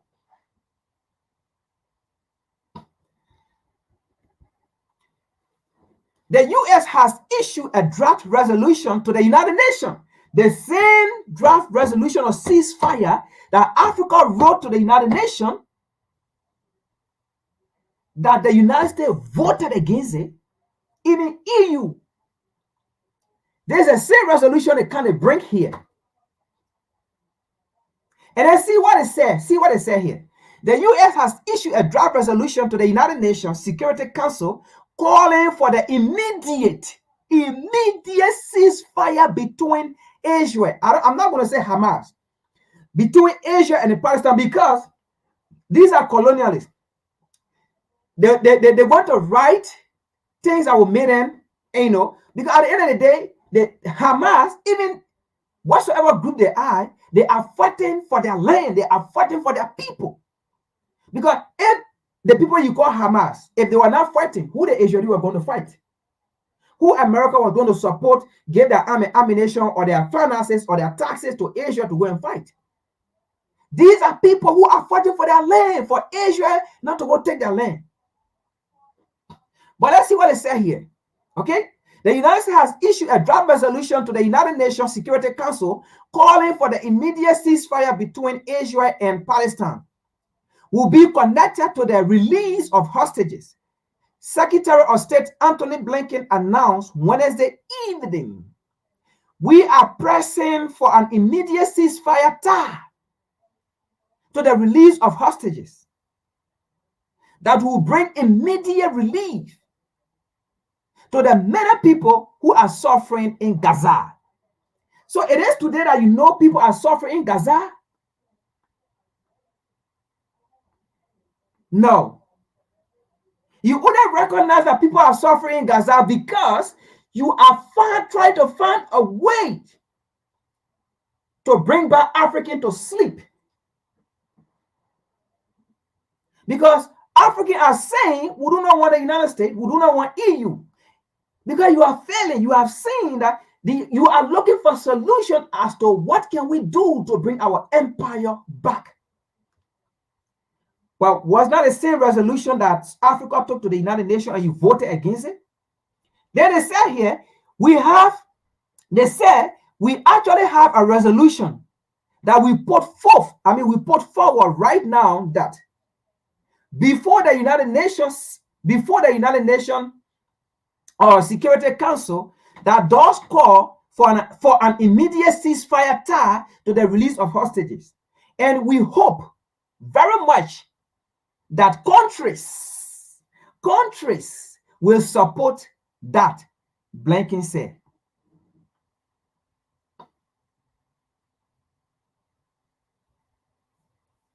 So,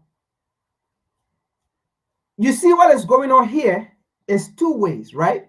Like I said, the first one is not really because of the ceasefire in Gaza that they want to really make sure there's a ceasefire in Gaza. No. It's because the stand of African. They do not want to lose their empire. They are already saying the global south, Africa, the African continent is against them. And they are seeing African taking stand. And they are saying that their empire is coming to an end. And the only way that empire will not come to an end is to go back and make friends with Africa. And how can they make friends with Africa? Is to make Africans think that, you know what? Let's make peace in Palestine and in Gaza.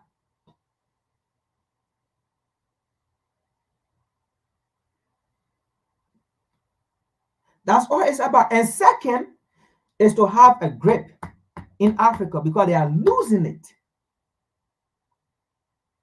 They are losing it. You see it? So this is why South Africa challenged the ego of the United States, because that's the same resolution South Africa took there. It is the same resolution we took to the United Nations, and you voted against it. So then why are you coming by writing a resolution and then asking the world to vote for it? Oh, so you want only your voice should be heard and not other people. So you always want to be the cover and not other people. You always want to be the solution maker, but not other people. You see, folks, this is why it is very hard to work with these colonialists. Never. You can never work with them. It will never happen. Because they are evil. Their intention will always be different. It's not to build you up. Because the best thing the United States could have done was to tell the United Nations, you know what? We are ready for ceasefire. Let's renegotiate the resolution of South Africa, or let's how they call it, look into the resolution Africa brought to the United Nations. But you see what it did? They trashed the resolution of ceasefire Africa carried to the United Nations. They trashed it, and then they're bringing the same thing back. You see sense? What they are doing? Did you see that? Because they know that Africa will not vote against it, because the reality here is Africa want peace in Gaza or Palestine. Africa want peace. So they wrote that resolution, and then they took it there. They know Africa will accept. They know Africa will not vote against it. But the truth here is, why did you vote against it? And why did you write new one? You should have written new one. You should have gone to South Africa. You should have gone to the United Nations to ask the United Nations that, you know what, we voted against the resolution that Africa brought to the United Nations for ceasefire in Gaza. We want to renegotiate to vote for it. Then to go write another one. And then you take it to the UN. And then the United Nations are going to call a UN summit. And then these African leaders will come. And they will vote. And then you will be there to say, because it will be in the ACA. It will be in the ACA that it was the United States that wrote a resolution. And it will be in the ACA that South Africa or Africa wrote a resolution, but it did not work. It did not get ceasefire to Palestine and Gaza. And then the one the United States carried, where the war went and voted for ceasefire, because the war wants ceasefire, that would be the one written in the ACA. And that would be the one, so you see, that would be the one that would give to the Palestinian children in the future and say, you know what, when Israel was doing this, it was the United Nations that wrote a resolution for peace to come. It's just that saying, right? It was Abraham Lincoln that freed the slave. But before it came to that point, who fought? Who fought? Who fought? Who died? Who blood wasted? Who got lynched? Who got raped? Who did they call the rebellious slave? They called the rebellious slave because they were fighting for freedom. So you let all those people go. And then at the end of the day, Abraham Lincoln is the name that went in the ACA that he freed the slave. So you see how they work on the mind of the slave. So that's what they will do to the Palestinians. Meanwhile, the United States taxpayer have been supporting Israel, and they killing, just from October 7 to now, over 40,000 Palestinians have died. Just from October 7, over 40,000 Palestinians had died. But you know how they're going to do it? They're going to whitewash our history and say it was the United States that fought for peace. It was the United States that drafted a resolution to the United Nations, and people voted for peace to go. So you see how they trash all the effort of Africa. All the effort of Africa, where Africans are taking a stand, say we do not want, in fact, all US company got to leave. All European company got to leave because of this. So all of that will not be in the ACA. All of that, nothing will be showing to the Palestinians that it was the Africans that actually fought for freedom and for peace to come here. All of that will be trash. And then as the United States will go there in the ACA. And then those are the people that the Palestinians will know that was the United States that fought for peace. That's what's going on. So there's two things right there. Do not give power to Africa. Because Africa will not say no. So you see how the United Nations even continue to play on Africans? Because by right, the United Nations shouldn't even honor it. That ceasefire that the United States wrote and sent to the United Nations, the United Nations shouldn't honor it. Because the truth here is, the United Nations should tell the United States, we already have one here. We already have, how they call it, a resolution or ceasefire from South Africa. We have it. So why can't we go by this? Why should you go write another one when we have it here already? So you see, it's not about them. And that's what exactly going on.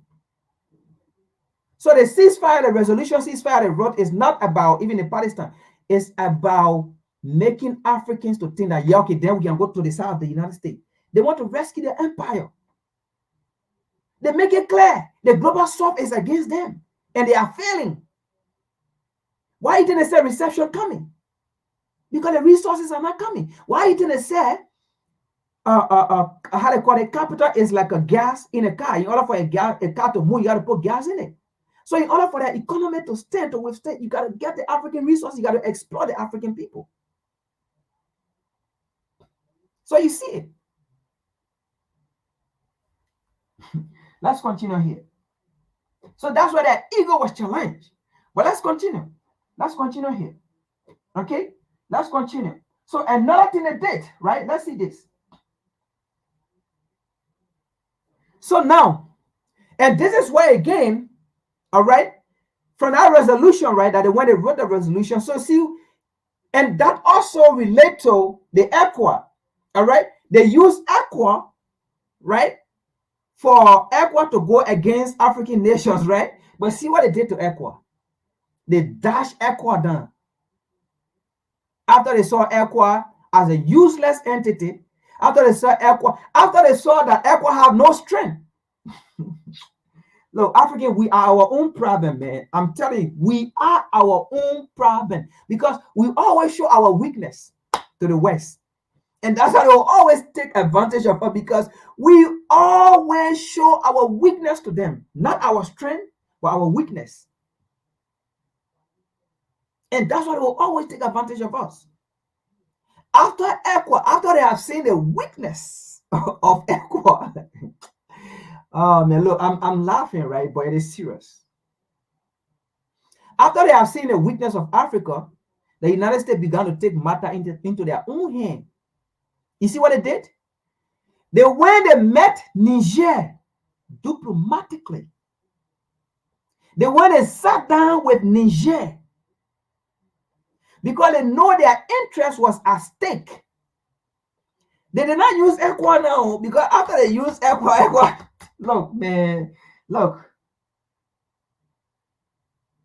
This is sad, man. This is sad. This is sad.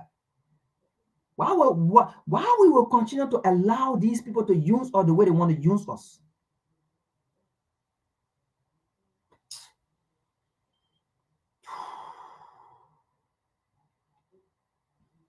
Let's see something here. Let's see.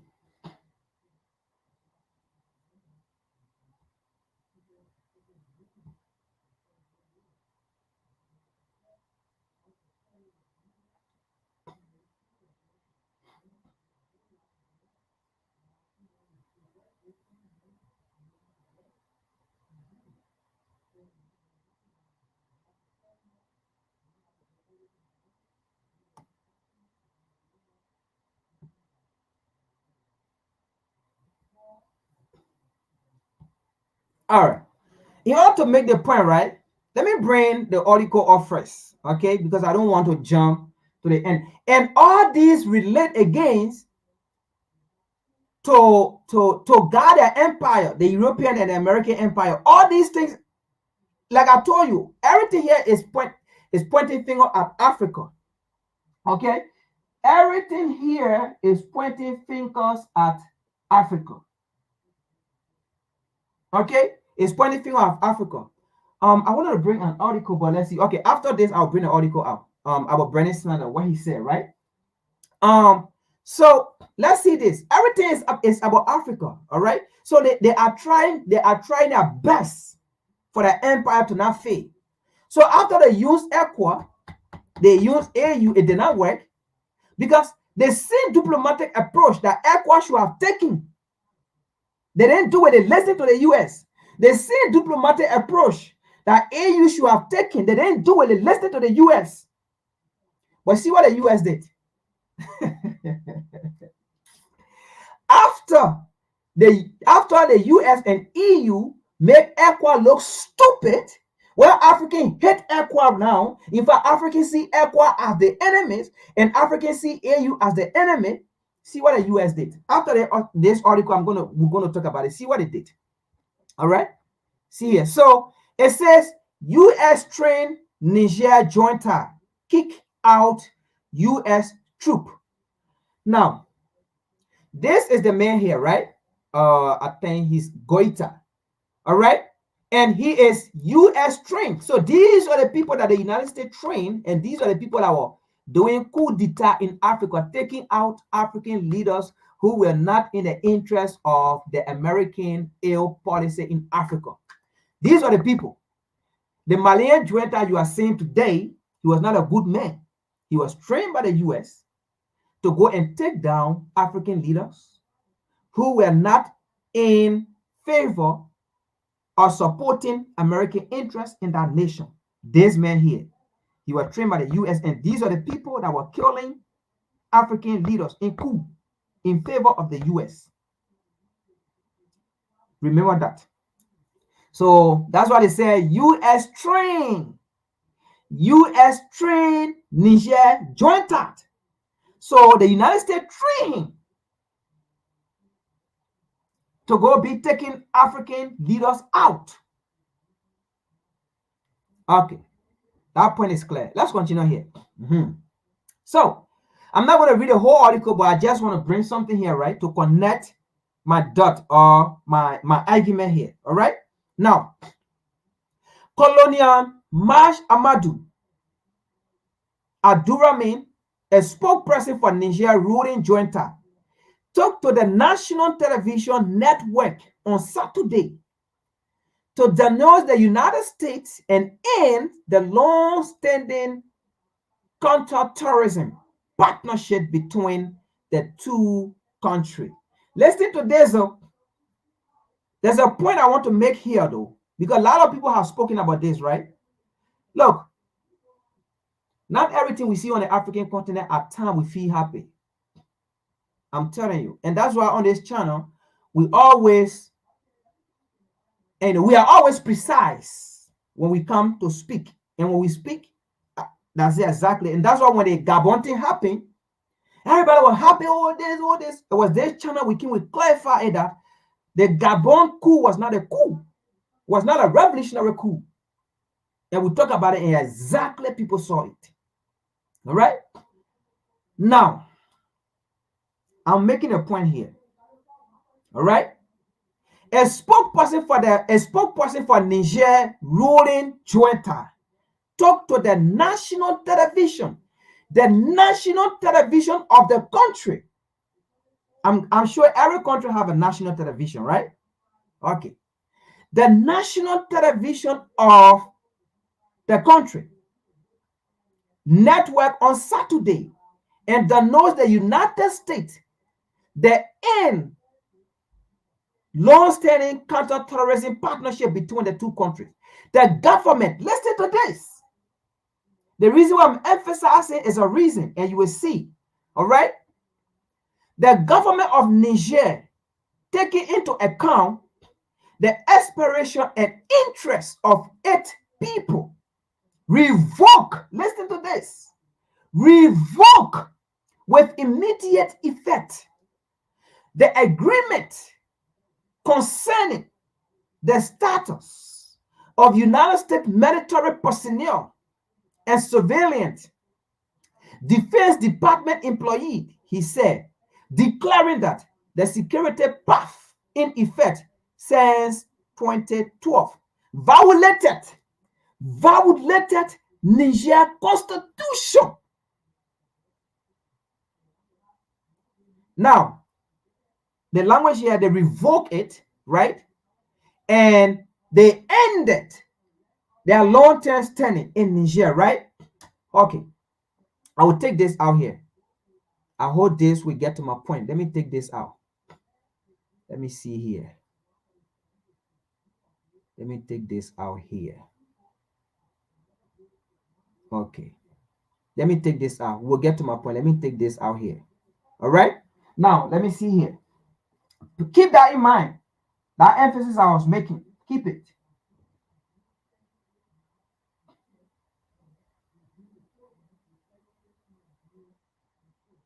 Okay.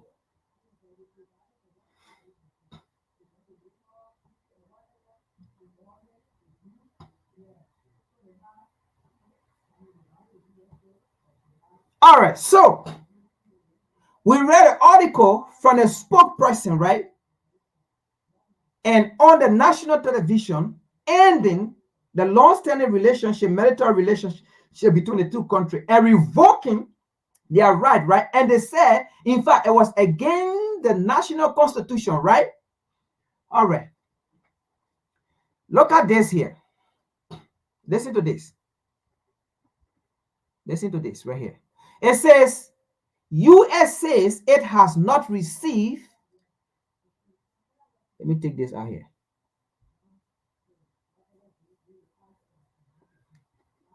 All right. All right, good. U.S. says it has not received a formal request by Niger junta to leave military. Listen, folks. I don't believe this, and I will tell you why I don't believe this. The United States received a formal request from the Malian government. But you see, folks, this is why Africans, we will continue to suffer. We will continue to suffer because we always allow these people to play fool out of us. This is why we will continue to suffer. Something happened behind the scene. So instead, because the U.S. does not want to make herself look petty, and then she came out with an article and says, U.S. says it has not received a formal request. So they make the Nigerian government look stupid. Because the Nigerian government went on air, on national TV, and said, we have ended the long-term relationship, the long-term military relationship. They sell it. And then they say they have revoked that right of the United States to have a base. Not only that, and they said, in fact, it was against the national constitution. With all these things that was said, do you think they never gave a formal request to the United States to leave? So they just went on air, oh, you gotta leave. You see what's going on here? All right, we did our research already, right? We'll show you something. So Washington, a top Pentagon official told Congress on Thursday that the U.S. has not received a formal request from Niger junta to depart the country, saying it had received mixed signal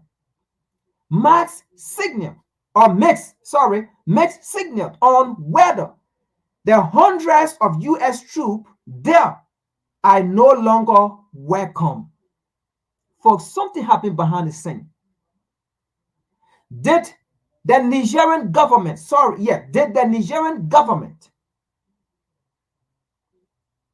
fall to the United States?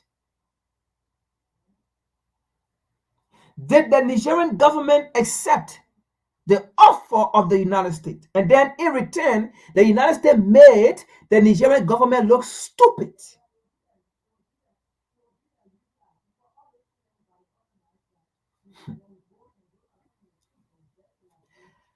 Yeah.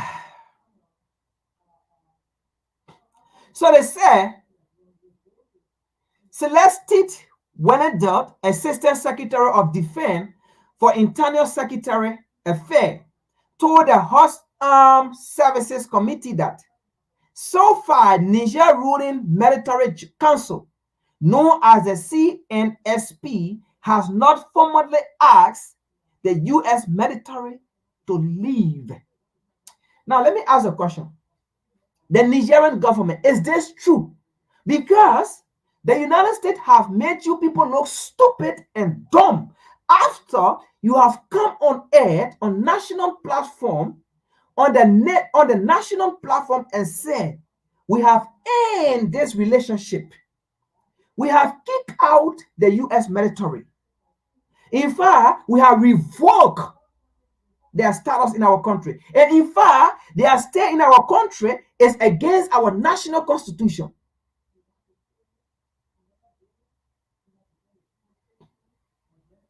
But here it is. They are coming to say it is not true. You did not write them in a formal letter. You did not inform them of what you said on national media to your people. Is this true? Because they have made you look stupid. And this could be true. Now, again, it could be true, but for me, I don't believe it. There was a formal request or letter. In fact, I believe these people sat down and talked and they told them to leave. But because they want their presence to be felt in Africa, if not, their empire will fail. Folks, the United States went and had a diplomatic meeting with the Nigerian government, and these people acted like a slave. Bear in mind, this man, okay, I need to take care. Bear in mind, the first article we read, it said a U.S. train joined us. So the United States train. So in other words, he's taking a relationship with the U.S. because he was trained by these people. He got a relationship with them. And they went and met him.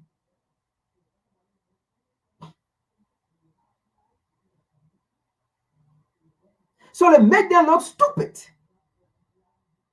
So my question to them here is, this is an article that have come out. If you wrote a formal request or letter to the United States, you have to come out and tell the Nigerian or the Africans that the United States is lying. We wrote them a formal request. In fact, we sat down on the table and we discussed it and we told them you are no longer wanted here before we came on air to announce that we have revoked them. Let's see something here. Let me take this out. Look at here. Let's see something here. Okay. Let's see what went on behind the scene. Let's see something here went behind the scene.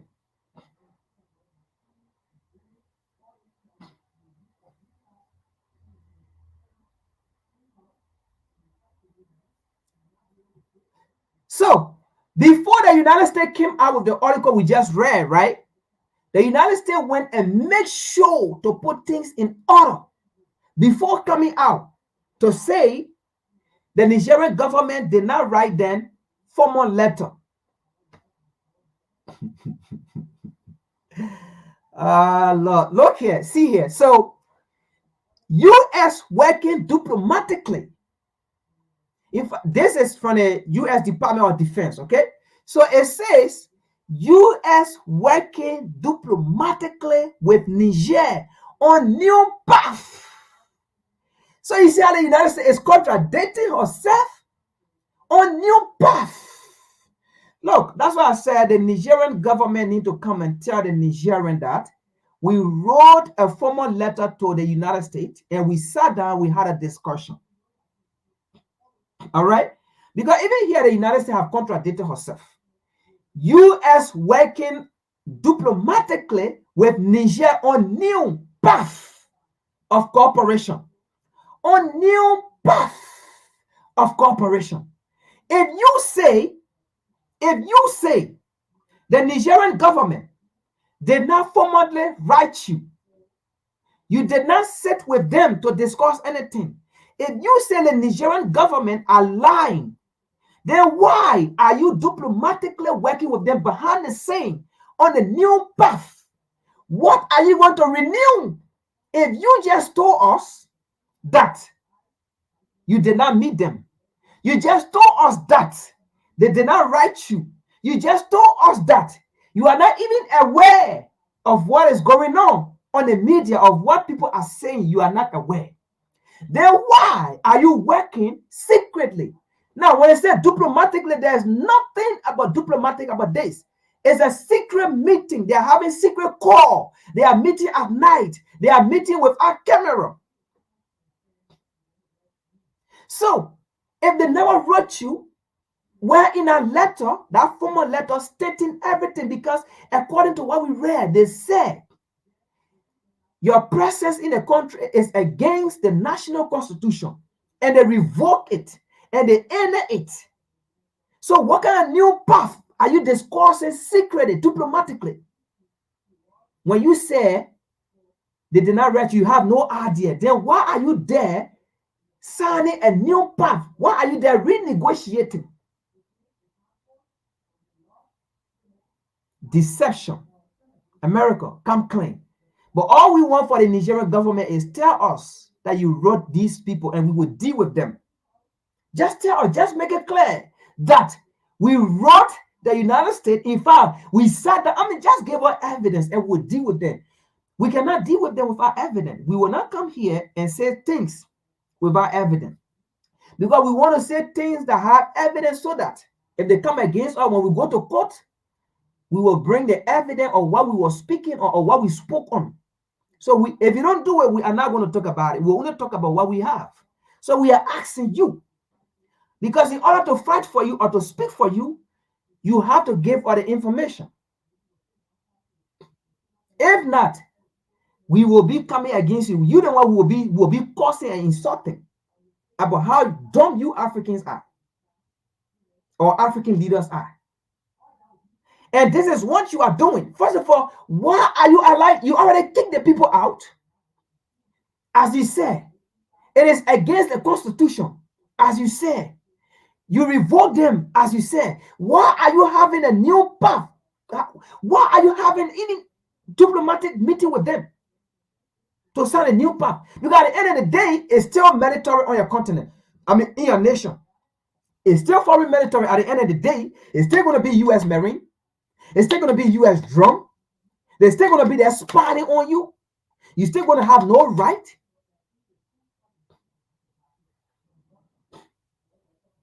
So just by this, the United States is a liar. Format letter was written to them, and I believe they met with these people. English is not our language, but we can read and understand because the USA here, they are working diplomatically. Why would you be working diplomatically if what you are saying, the Nigerian are lying, they never met you, they never wrote you a letter? Why are you working diplomatically? Your army is supposed to be there. Why are you working to sign a new path? What's wrong with the old path? The only way you can sign a new path unless the people write you and say, Lord, listen, this old path it need to be renegotiated. But let's continue here. You see, sometimes when these things happen in Africa, we don't talk too much.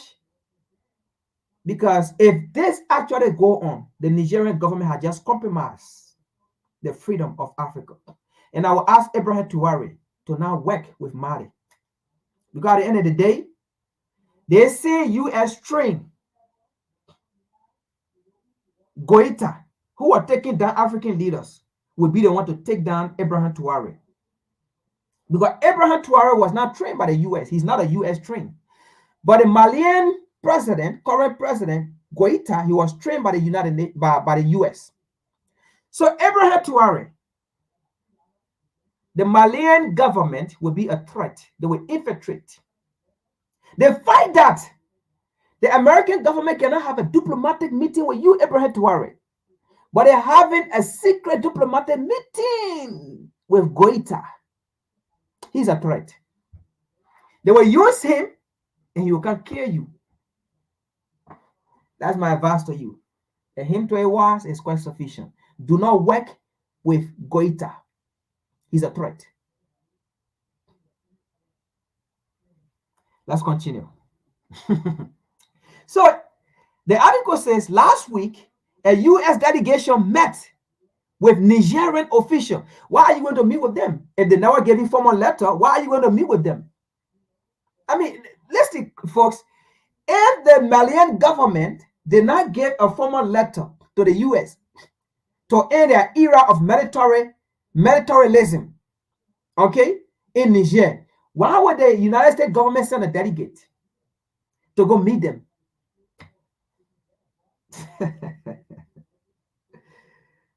Oh, God. It's so sad for Africa, man. It's sad. Let's continue.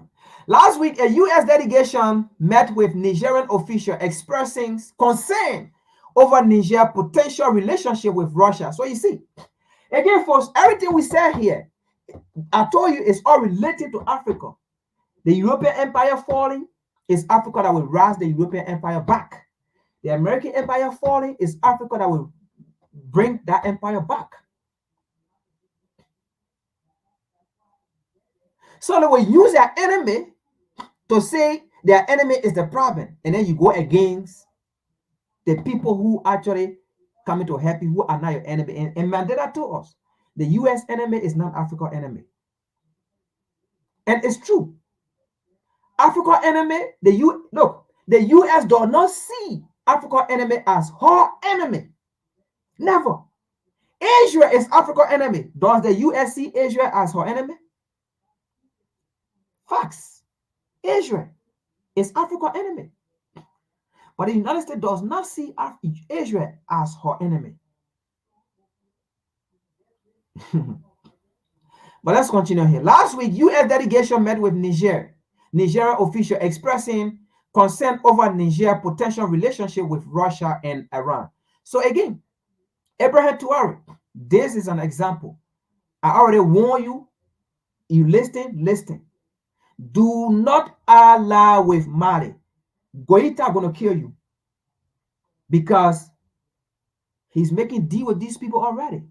And you are not an ally to them. You are an ally to Russia. What does this mean? Mali, let's say Niger is not an ally to Russia. So they're going to use him to get you out.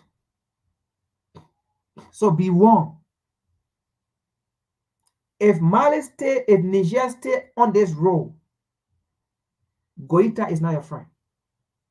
He's Western ally.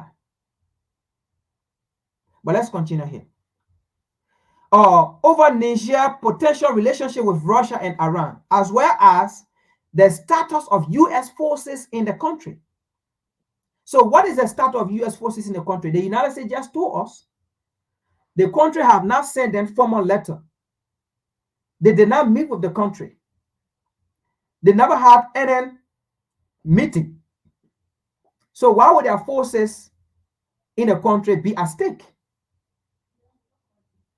If they never received any formal letter or they never sat down diplomatically to talk, what are they meeting with them diplomatically to have a new path?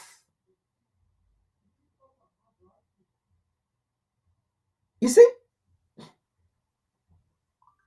U.S. forces in the country, said Deputy Pentagon Press Secretary.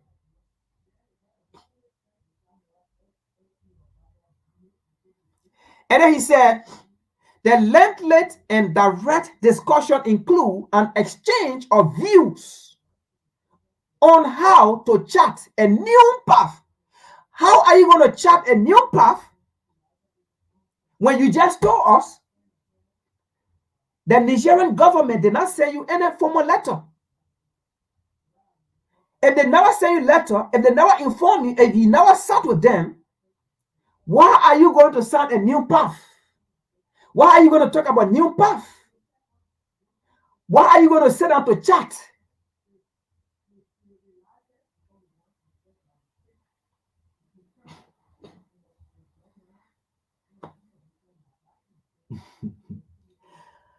And then he said, emphasizing the importance of respecting Niger sovereignty.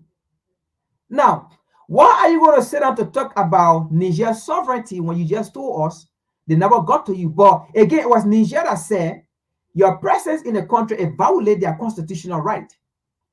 So now, since when did you recognize that their sovereignty have to be respected? Since when?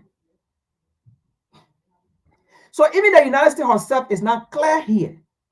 But again, folks, all of these things are about maintaining their empire. So they have to have a root in Africa. Because Africa is the last hope for everybody. For them, not anyone, I don't want to say for everybody, for them. Let me see something here. Let me see something here. Let me take this out here. Let me show you something here.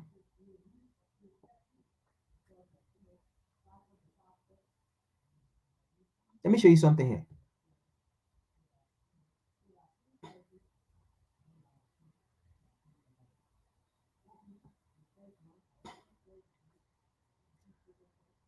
hopefully it's what I'm looking for here. If not, I'll just play it. Okay. Let me see here.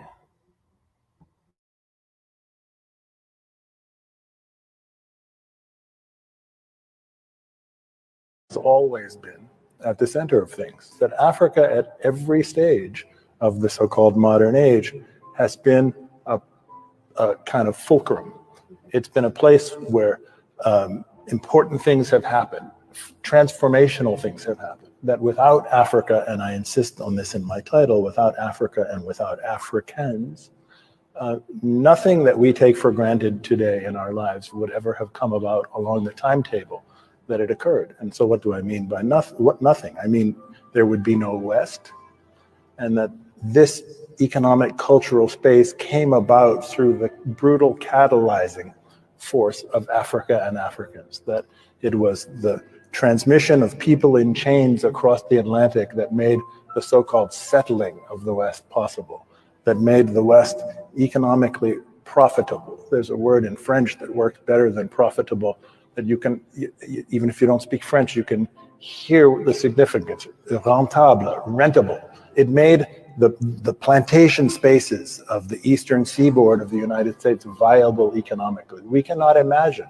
the clearing of the wilderness, the kinds of stories we hear in our fables about the founding of this country, as having been possible on the timeline and on the scale that took place without the input of Africans. We cannot imagine the generation of wealth through first sugar in the West Indies and in Brazil, and then subsequently through cotton and other commodities in the United States, actually prior to cotton, things more fundamental like rice, like what people ate in this country in the founding decades of the United States.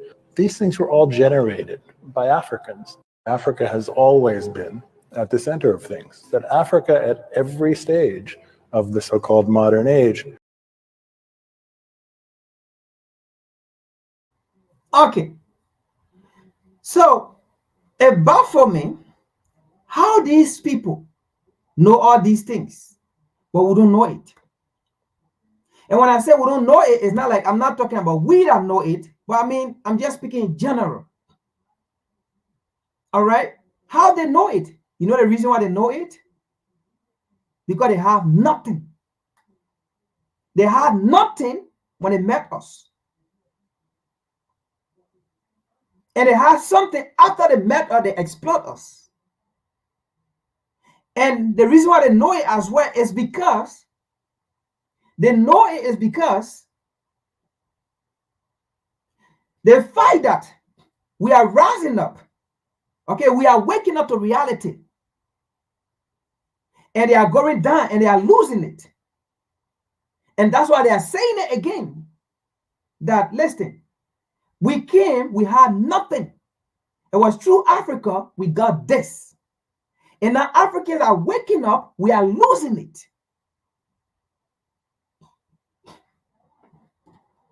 So everything that is going on is all pointing to Africa. Look at the entire world. All the 7 continents, all pointing fingers to Africa for survival. And like he said in there, Africa have always been at the beginning and the end and the beginning.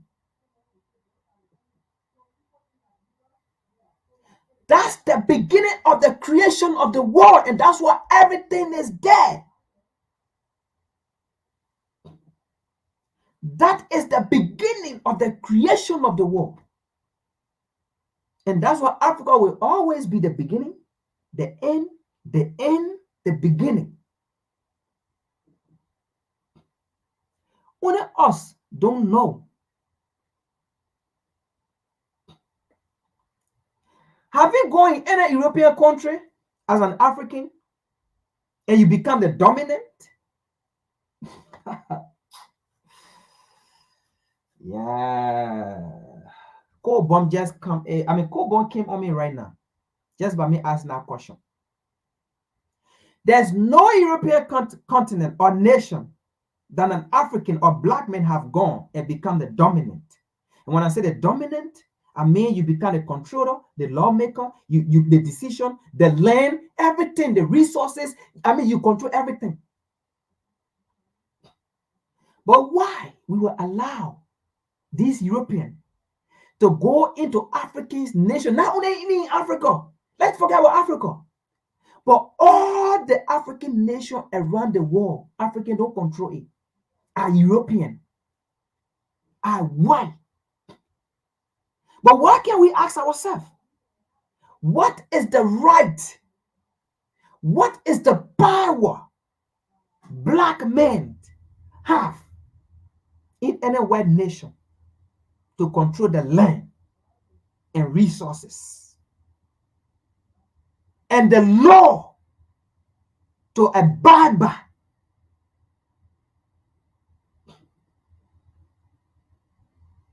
Black people don't make law in white people country. You know what black people do? Black people only protect the law. Just because you protect the law, that doesn't mean you made that law. No, we protect the law in white country. We don't make the law. We don't have control. They have control over it. They tell us how it's supposed to be, and you go protect it. So why on a continent, in African nations, why can't we have control where we have control over the land, the resources, and the law?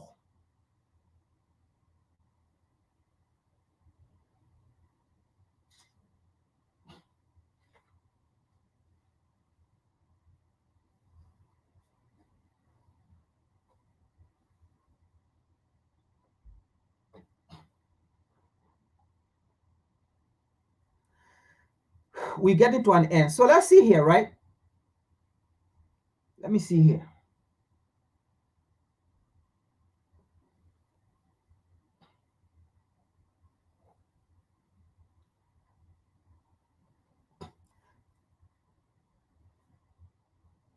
So the issue here is we should never get it twisted. Europe, America, they will never be in our interest. They will never be in African interest. And we are not saying these things because of sentiment or because we are the racist one or because we are anti, as they say.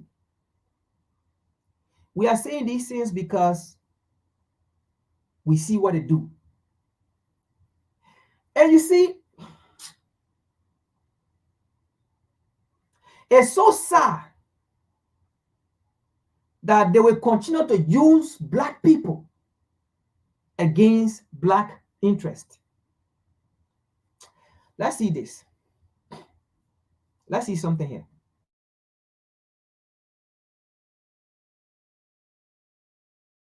People like you. Today's global events, ranging from Russian Federation's war in the Ukraine to the Houthi attacks in the Red Sea, directly impact the lives of millions of Africans. Terrorism, poverty, food insecurity, climate change, and mass migration. So, first of all, you see what they did here, right? The issues they created on the African continent, the issues Europe and America created on the African continent, they tried to say it was Russia that created it. Russia is the cause because of the war in Ukraine. But the question here is, before the war in Ukraine, what have been the life of Africans on the African continent and in other African nations? Before the war in Ukraine, what have been the life of Africans on the African continent and African nations? What have been the life? Who have been taking advantage of Africans? Who have been threatening them? Who have been putting sanctions on them? Before the issue in Ukraine, what have been the life of Africans in Haiti? Who have been the cause of the calamity in Haiti before Ukraine issues. Before Ukraine issues, what have been the life of the people in DRC Congo before the issue or the crisis in Ukraine? Were they not suffering? Were they not dying? Suffering from the support of proxy war from the US and EU and other European companies supporting proxy war in our country? Before the crisis in Ukraine, what was the life of the African continent? How stable was the African continent? How stable were African nations around the world? You know, what exactly they do in the United States here when election time comes? They use black stories. They use black stories to run their campaign and to win elections. That's what they do exactly on the African continent in other African nations. So this idiot is sitting here talking about poverty in Africa. Were there not poverty in Africa before Ukraine war? And those poverty were created by the United States and Europe, not Russia. Were there not chaos? Were there not violation of human rights by the United States and EU in Africa before the issues in Ukraine? Were you not training people to take down African leaders who believe in the freedom and ideology of Africa being free before the issues in Ukraine? Did you not kill Gaddafi, who had a great vision for Africa before the issues in Ukraine?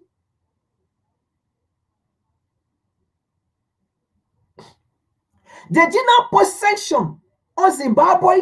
And today, sanction is still on Zimbabwe before the issues in Ukraine?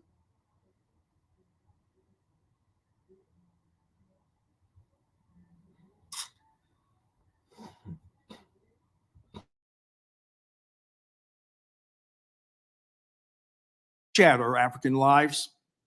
These factors sow the seeds of violent extremism and Russian exploitation across entire regions of the continent. Again, they will always use the black men who are creating the terrorism on the African continent. And you see, folks, these are people who are sitting here and acting that they are talking for Africans. But they are the same people who create the problems Africans are going through. And then we sit there and talk about the issues going on. Who exploited the African continent before even? What have Russia done on the African continent? What exploitation? If we go right now with Google, if we go right now, we do research in terms of exploitation, the United States would be the first. Europe will be the first. The second. Both of them will be the first. Russia will not even be on the list. If we talk about exploitation, Russia will not be on the list. China will not be on the list. Europe and the US, those are the two people that will be on the list. Who exploited, who killed Africans? Who looted African resources, African artifacts? Was it China? Who had African identity in museums? Is it Russia? Who killed African leaders? It is Russia. Who killed the current one, Gaddafi? It is Russia or China?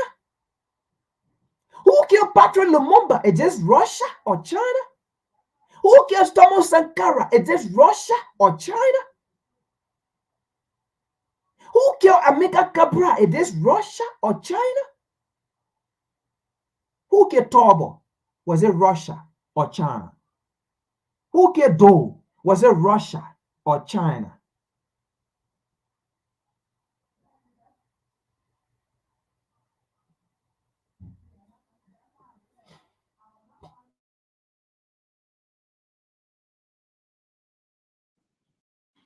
AFRICOM's campaign revolves around central themes of ensuring strategic access, countering threats to the homeland and U.S. interests, preparing for and responding to crisis, and lastly, bolstering our allies and partners.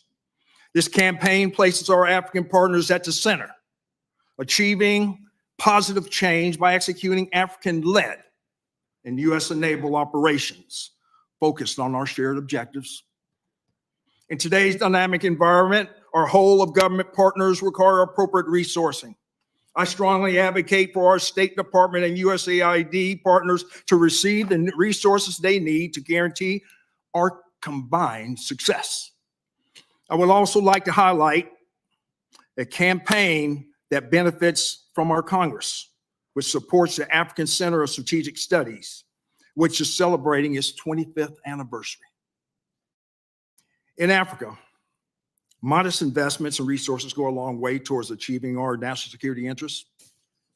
Africa faces many challenges, but also offers even more opportunities. With our African partners at the forefront, reinforced by our efforts and the efforts of our allies, we will continue to gain ground towards achieving lasting stability, security, and prosperity on this crucial continent.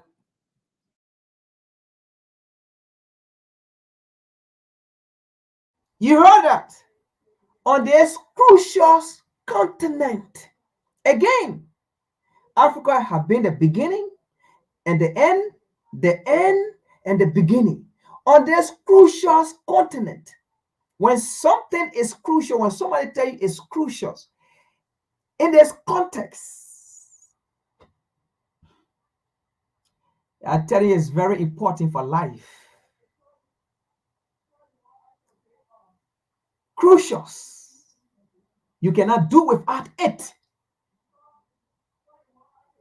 You won't live without it. And all the issues he's naming that Africa have been a cause of the US and Europe. All the circumstances, all the tribulations that he's naming have been a cause of the US and Europe, not Russia, not China.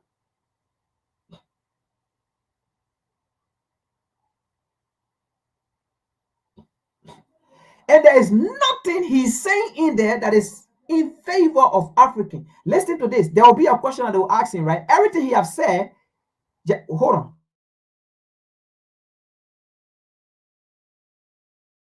Thank you for giving me the opportunity to be here today, and I look forward to answering your questions. Langley. And then everything he has said, right? Look at the question he is about to answer and see how he's about to answer the question. There is nothing. Look, I don't even know, man. Sometimes it made me to say, like, I just want to be the leader for the entire Africa. I'm telling you, like, let me be the leader for Africa. I'm not saying the leader for a nation, for Africa. And you see what? These idiots are just displaced, right? This is what exactly Abraham Lincoln, not Abraham Lincoln, but Adam Smith.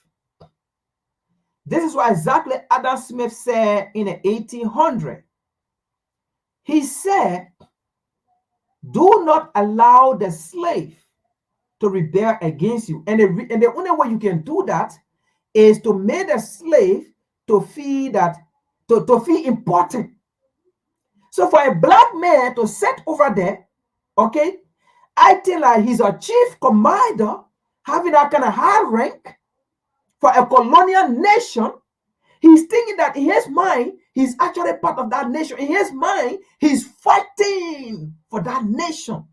And meanwhile, he's exploiting a continent that he needs to fight for. Meanwhile, he's fighting for the descendant of the colonial master. From that 1883 Berlin Conference, they said they will make sure their descendant, their descendant will make sure the descendant of the enslaved Africans and the descendant of those that will survive from colonization, the slave master descendant and the colonial descendant will never make sure, will make sure the descendant of the enslaved African and those that were colonized will never rise up. And Adam Smith told them the only way you can do that and the only way you will succeed is to make the slave to feel important, give them positions, treat them like your cattle, because during that time, even up to now, they have cattle hospital, right? They got animal hospital. When the cattle was sick, they took the cattle for treatment. At that time, they treated Africans, but they treated their cattle right. They fed their cattle while Africans worked 24/7 on a cotton plantation without food. When they put lock to their mouth and lock it so that they can eat. But they never did that to the cattle. They fed the cattle. They gave water to the cattle. When the cattle was sick, they took the cattle for treatment. So that was where Adam Smith saw it. And Adam Smith said, the same thing you do to your cattle, do it to the slave. When they are sick, take them for treatment. Let them be healthy. Because the more your cattle, the more healthy your cattle are, the more they get strength to be productive, right? So in the same way, if your slave that you take as your property, just as cattle, if they are not well fed, if they are not well taken off, they will not get the strength to be productive. Okay? And in that manner, they will think you don't like them. So in order for your slave to serve you well and not to rebel against you, treat them like your cattle. Take them to hospital when they are sick. Get them food when they want to eat. Get them water when they want to drink. If possible, sit on the same table with them and eat. And they will think you love them, and they will say, my slave master love me. And anything you tell them to do, they will do it. They will fight for you. And those are the people Malcolm X referred to as horse Negro. Anything you want them to do, they will do it. They will fight for you. They will defend you. And we have those Negro, those horse Negro. And that guy that was sitting down there, he's one of the horse Negro, dying for his master, exploiting his own continent, his own resources that he needs to be part of to go and protect. The same resources he needs to go on the African continent and own land and be part of that resource and be part of it. He's not doing it. All he's going to get from this, and when he dies, he's just going to get a state burial from America. They put flag over his body, or they put flag over his coffin, and then they do some shot, poop, poop, poop, poop, and they bury him. That's all. But a continent that he need to go and have a land there. He need to go and be part of that resources there. But he's there exploiting the resources for his slave master. And he's sitting there acting bold. But look at the question. See the question and ask him. And see how he answers it. Can you talk about why we care about Sure, Langley, can you talk about why we care about what's happening in Africa right now? I mean, what if you tell the American taxpayer, why are we there? Why are we spending the money we're spending there?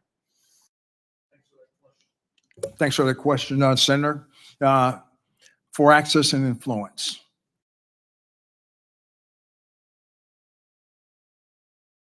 So you see, after he explained everything about how Russia is exploiting Africa, China is exploiting Africa, how Africa is poor, how people are taking advantage of Africa, and they asked him, after he explained all this nonsense, why are we in Africa in the first place? Why our taxpayers' monies are going there? And what he said, for access and influence. Not about Africans, not about protecting Africans, but they are there for the African resources, the access. And to have influence on the African continent and to have influence on African people. You see the horse Negro? And meanwhile, in the US, they see him as slave.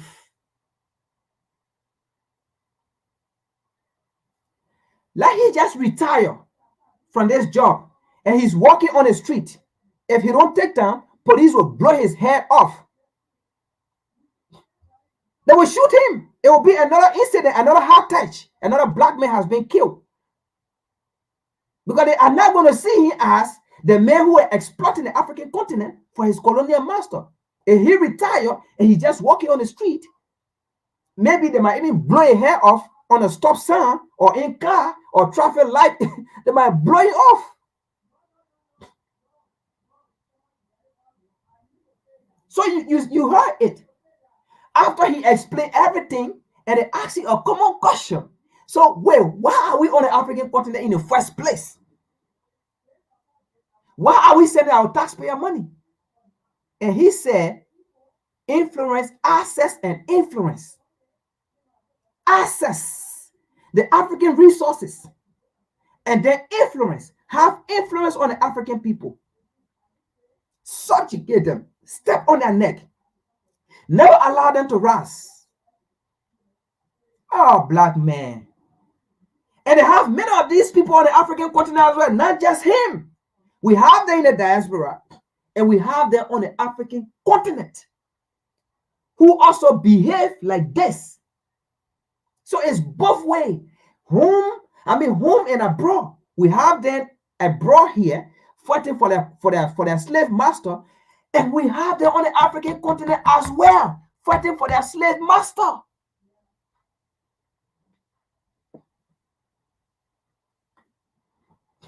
So you see what they are there for. It's not about serving the interests of Africans. Okay? Now, why are they doing all of this? So we have seen it, okay? Africa is the last hope, the beginning, and the end. So, the World War III that is already in the making, if you are not part of Africa, you'll become the loser, you'll be defeated. So that's why they are doing all of these things. Let's see this right here. World War III is already going on, folks. That's why they say depression is coming, or how they call it, recession is coming. And that's why Europe said they're going to fall and all of those things. Because, like I said, they are not going to give up. And World War III is already, we are already fighting World War III. To be frank, we are already fighting World War III. Okay? So all fingers, all decks, at the end of the day, it's about Africa. All right, let's see something here. Ah, man, it's kind of crazy, man. It's all right. Let's see this. Let's see something here.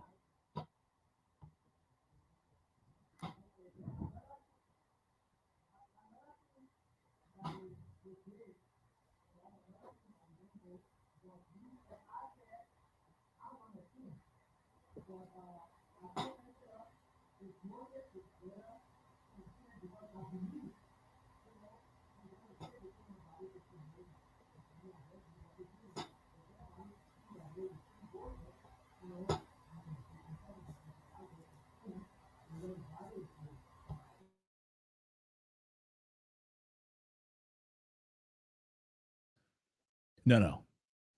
We need to pass this law immediately so these young men can go and die. Can you imagine And how here's the scared thing. you'd be if you're a young boy that age? He basically said, I can't understand. He's like, I'm asking Zelensky here, like, I can't understand why you're exempting men under 27 years old from fighting. You need to send these men to die. That's awful. I mean, he should go. Yeah, he should.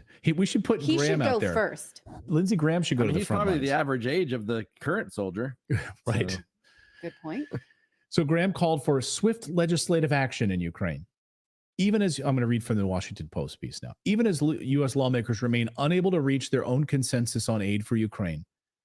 His first trip to the Ukrainian capital since he abruptly turned against the $60 billion aid package for the country last month. As he issued his advice on the draft, Graham, who met with Ukrainian President Zelensky on Monday, could offer no true assurances about any pending aid package. Instead, though, he's more optimistic than ever that something will come out of the House of Representatives. But he says, I hope those who are eligible to serve in the Ukrainian armed forces will join. I can't believe it's 27 years old, he says. You're fighting for your life, so you should serve. Anybody under 25, so 18 to 25, which largely held for students, no. We need to pass this law immediately so these young men can go and die. Can you imagine And how here's the scared thing. you'd be if you're a young boy that age? In Ukraine? Or a mom of a boy that age? He lacks sort of basic human decency at this point. Go ahead, David. Well, and Lindsey Graham is not saying anything about the fact that there stopped elections there. So now if people hate this rule, they're going to be like, well, now that Zelensky's doing this, there's no way we would vote for him again. They have no choice but to accept it because they can't vote him out. Right. Good point. Yeah. And basically Zelensky admitting over the past 24 hours that Ukraine is in a better position with a dictator, basically. Really pushing for democracy there. And meanwhile, Poland is admitting, we talk about 500,000 dead, at least, in Ukraine. An entire generation of young men, slightly younger men, wiped away. Polish general, retired Polish general, just came out and said, we got to stop talking in terms of like 500,000. No. The losses are in the millions for Ukraine. He says Ukraine's losses in the conflict with Russia should be counted in the millions, former chief of staff of the Polish general staff has claimed. They're losing the war and they don't have the resources to sustain the fight against Moscow, he admits. There are no miracles in war, he says. It's in the millions. So that's why Lindsey Graham is there. I just find the timing of all of this very interesting. Obama flies to 10 Downing Street yesterday. He's meeting with the UK leadership. Then you have Lindsey Graham in Kiev talking to Zelensky about lowering the age of your draft. Emmanuel Macron. Here we go again. So here is Obama, right? Another black man, they are using him. So, he stepped out of the presidency. So all of these are U.S. officials, right? Just because they became president and they are now called former president, that doesn't mean they are not part of the rule-making body or the decision-making body. They are, because the reality here is they all have information to tight document, secret document, so they cannot leave them out. All right, but they just physically, they are not the one in the White House. All right, but the reality here is they are part of the decision-making process, yet stay, because they still have office or offices that is being paid by the state, by the nation. And they have certain number of office staff that are being paid federally. So they are still government state officials. So you see what Obama doing? Joe Biden did not go there. Kamala Harris did not go there. Joe Biden went there. Obama went there. George Bush could have gone, but he's old now too. So he can only do his running around here. So he can give order to Obama, who still has strength, and tell him what to do and think, and he go there. So you see, World War III is going on, folks. These people are not going to give up. They are going to fight to the end. They are not giving up. And to African leaders, look, pray to the God of your forefather. Russia should not be defeated.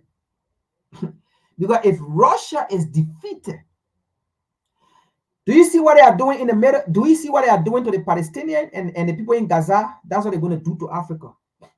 And at the end of the day, no one will speak for Africa. No one. The only thing they will do, they will just call session where the United Nations, people will just come for the United Nations meeting and stuff, and nothing will be done. The United Nations will do nothing. And that's what's going on. The United Nations is not doing anything because the United Nations is being controlled by the US and Europe. And that's what they're going to do to Africa. If Russia is defeated, Africa is done. If Russia wins, because if Russia wins, that means the whole NATO is done. Then it will be powerless. They will have nothing to come to do to Africa. But if Russia wins that war, Africa is done because they are coming. Because it is because of Africa they are going to fight Russia to defeat Russia. If not, Russia going to have a tentacle in Africa because they are seeing that African nations are not taking it no more with Europe and America. They are taking it with China and Russia. Okay? So currently, the issue with Taiwan and China have slowed down because it seems that Taiwan have said that we are not going to pay attention to the US. It's better we pay attention to China because we are the same people. We are not going to listen to the US and then get in war with China. We will not win. So that's why you see China last side is closed. But if not, they was going to use that to go to war with China too because they know China in Africa is a threat to their interests. So you heard one time the European Union, they said Ukraine was fighting for their freedom. They did not say Ukraine was fighting for Ukrainian freedom. They said Ukraine was fighting for the entire Europe freedom, for the entire West freedom. They were speaking in code. The thing about these white folks, these Europeans, they speak in code. And it takes a level of understanding, putting puzzles together on how these people do things to understand when they speak in code to understand. But ordinary African will not understand that these people are speaking in code. So it is because of Russia, it is because of Africa they are going to fight Russia. Okay?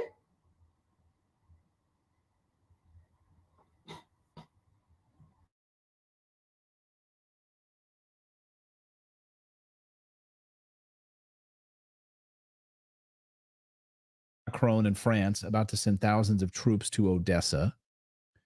Something very fishy is happening right now.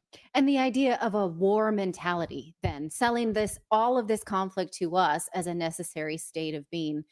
Incidentally, I've been rereading 1984 this week, and something about this war mentality, I went back and looked at my notes, and George Orwell warned us about this. He talked about how the party made it necessary to have the mentality appropriate to a state of war. He said, it does not matter whether the war is actually happening. And since no decisive victory is possible, it does not matter whether the war is going well or badly. All that is needed is that a state of war should exist. A war mentality. All right, so you heard that, right? So, oh man, we'll do all of these things, and I believe some of our African leaders come across video like this, but they pay no mind. And that's the sad part about it. We try our best to make them understand that it's all about Africa. These things are happening because of Africa. And if they don't take this approach, this is what's going to happen. But they don't listen at all. They need to come together. They need to put the African continent together and forget about these individual nations. Because that's why we are always being defeated and conquered. And that's why anytime they put sanction on us, it affects us. But you see, the US put sanction on China. The Chinese have huge economy. At the end of the day, it affecting the US. They put sanction on Russia. At the end of the day, not affecting Russia, it's affecting the US. They don't have resources. They depend on the Russian oil, and the Russians are supplying them. They depend on the Chinese technology, and the Chinese are not supplying them. They have nothing. So if they put sanction on Ghana, and the Ghanaian says, hey, we are not giving our resources, at the end of the day, they're going to another African nation because we are not united. They will go to, in fact, after Liberia, but I don't want to talk about Liberia. Yeah. Because Liberia is the US farm. You know, like when you go into your farm, right? Your farm, you're making a farm, right? You say like, I'm going to the garden. In fact, I'm even giving it a good term by me saying farm. Like, let me say garden. You have a garden behind your house. That's Liberia. Liberia is the United States garden. And when I say garden, I don't mean it in a good terms. Because when you have a garden, you maintain it. You maintain that garden, right? You water that garden, right? You put fertilizer, right, on that garden to make sure that the plant grow and be so fresh and thin, right? No. When I say garden, I mean the rejected garden. But anytime you want things to be there, you go and you get the resources and things, but you don't care. How to maintain that garden so that you can, at least when you go in there, at least people that are there taking care of the garden, they can have some better, good life. No. That's the state of Liberia. Okay? So when they are putting sanction on another nation, hey, they go to another nation and go get the resources. So that's why they don't care, because we are not together, we are not united. And at the end of the day, you don't have currency. You have to depend on the US dollar or the European dollar. I have spoken about it. I don't want to go there against that. We don't have army. And that's why we will be defeated when Russia, if they defeat Russia. The same way they are killing the Palestinians, destroying them, that's what they're going to do to Africa, though. They won't care, and they will kill us, and they will destroy us. And then at the end of the day, they will have United Nations meeting, and all nations will come, and nothing will be done.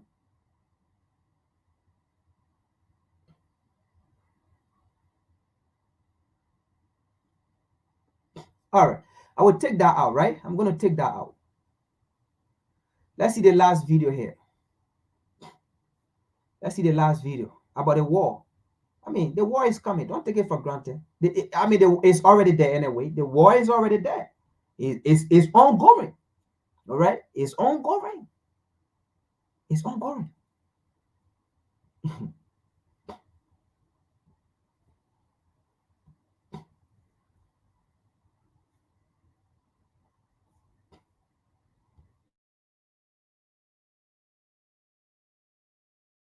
You have Zelensky, of course, who's trying to say, yeah, y'all are all right. Y'all need to come on my side when he says this. All leaders and international organizations must respond to Russia's actions. And the response must be tough. Putin does not want any peace. He only wants war and death. He does not care whom he kills. The main goal is to destroy. First Ukraine and Ukrainians. And then you, dear partners.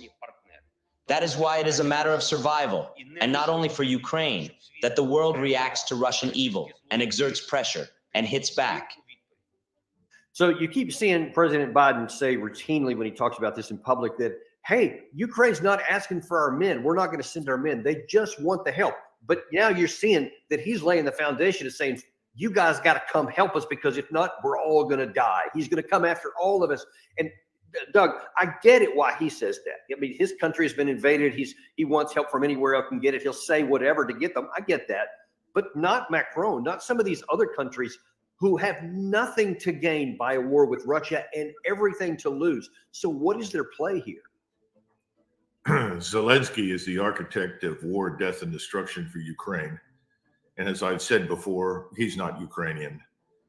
He's from the East. He grew up as a Russian speaker. He's thoroughly Russified, has no use for Ukraine. He was picked up as a puppet by the oligarch Kolomoisky, and established in power with the blessing and support of people like Newland.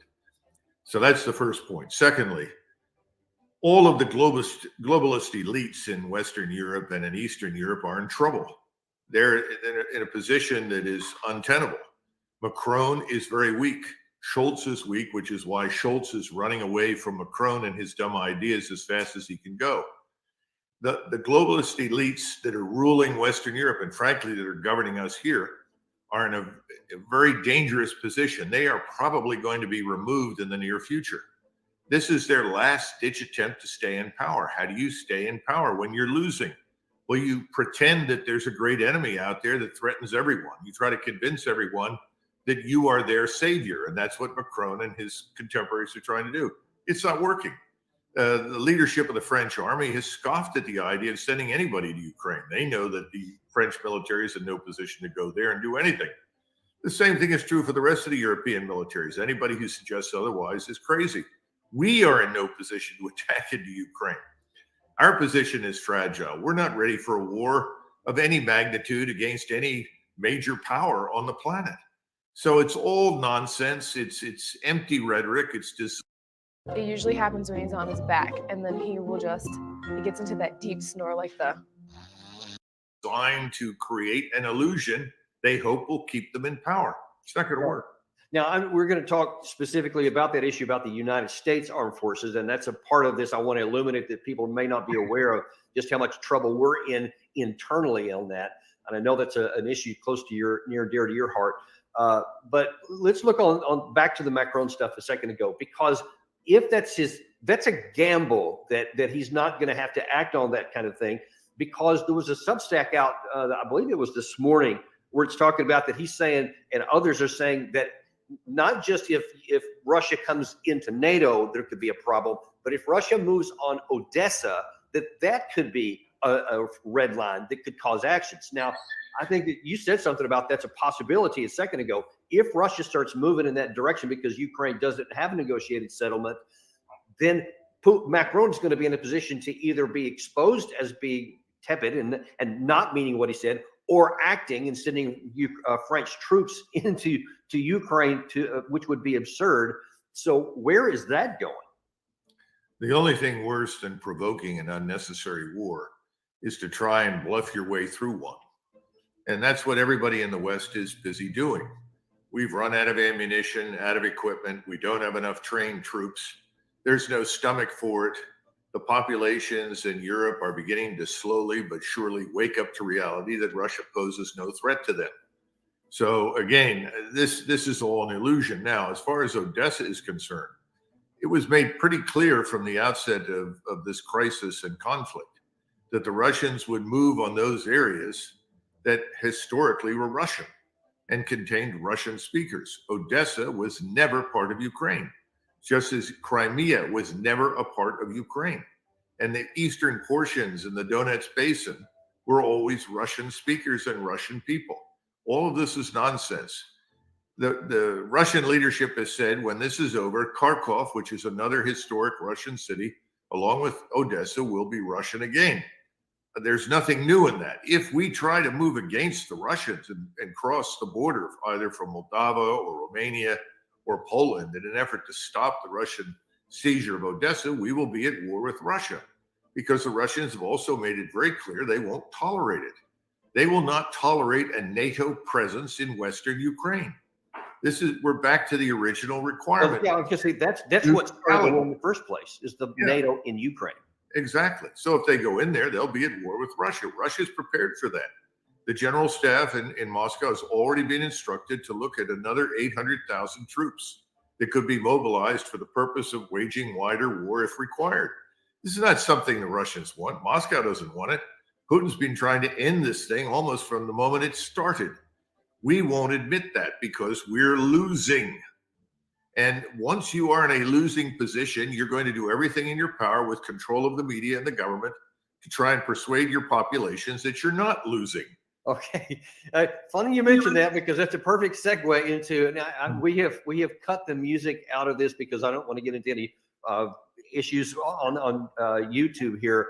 But check out this video, and we can talk over this one. Of basically a commercial for NATO to talk about how strong we are with this new Nordic Response 2024. I mean, this makes it look like it's awesome and cool stuff, and we're tough, and we have bombers and all this. This is all a shell game. I mean, there's no substance underneath this that we're actually combat ready for Russia, who now has 2 years of high-level combat. In truth, the Norwegians were better prepared in 1940 for the Germans that attacked than they are today for what the Russians might do. And the German attack was feeble compared with what the Russians would launch. It's very tragic. And I see all these lovely girls in uniform pretending to be serious combat soldiers. And that, of course, is insane. The worst imaginable things would happen to those people on the battlefield. It's time for the people in Scandinavia, particularly in Norway, to wake up and smell the coffee. The way to avoid war with Russia is to come to terms with Russia right now in Eastern Europe and stop threatening Russia.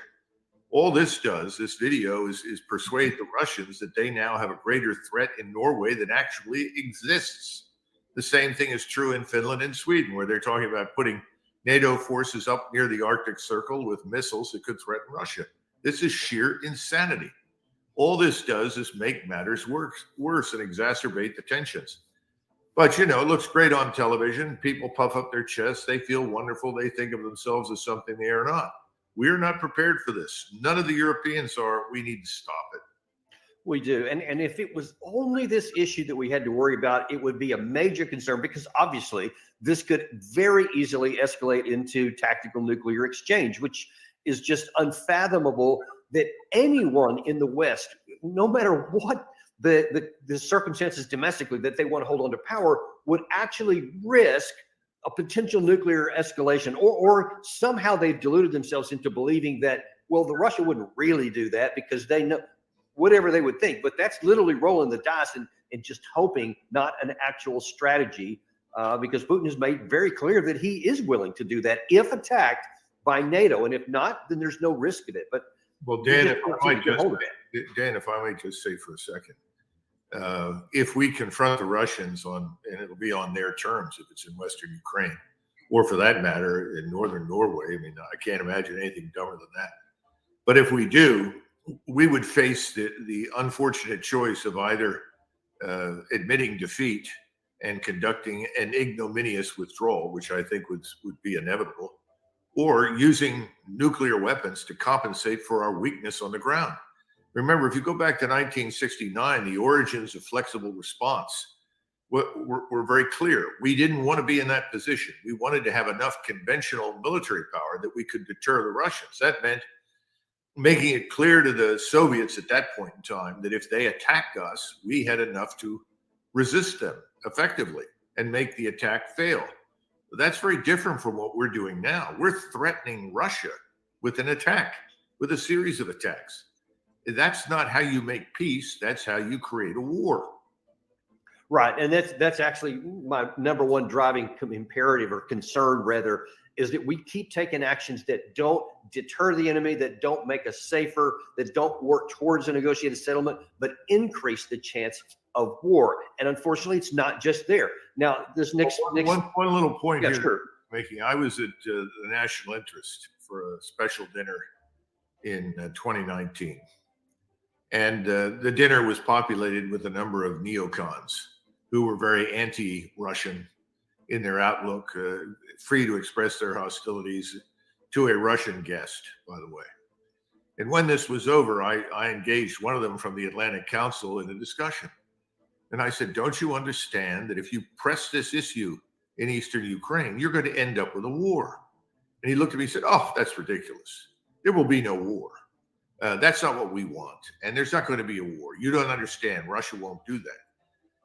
We have fundamentally misjudged and miscalculated Moscow from day one. It's time to stop. At some point, you have to listen to what the people in Moscow say and take it seriously. We aren't doing that. They've made it very clear. If we get involved in any way in Western Ukraine, we're going to end up at war with Russia. And that war could go to the global nuclear level unless we stay out. We don't want that. No sane human being, with no president. Questa non funziona.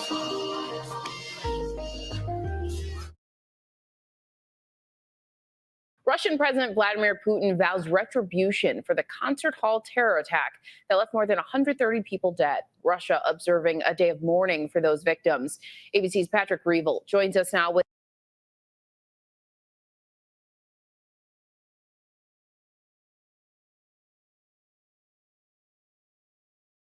Anyway, for some reason the video was interrupted and then I can't go back to my email. But let me see. So he's called Douglas. He's a former general.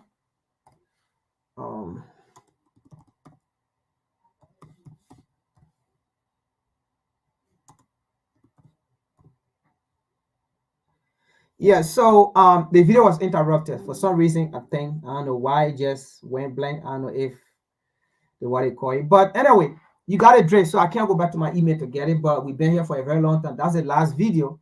So you saw, you listen to the video and you see what is going on. So the reality here is what it is going on actually is already on.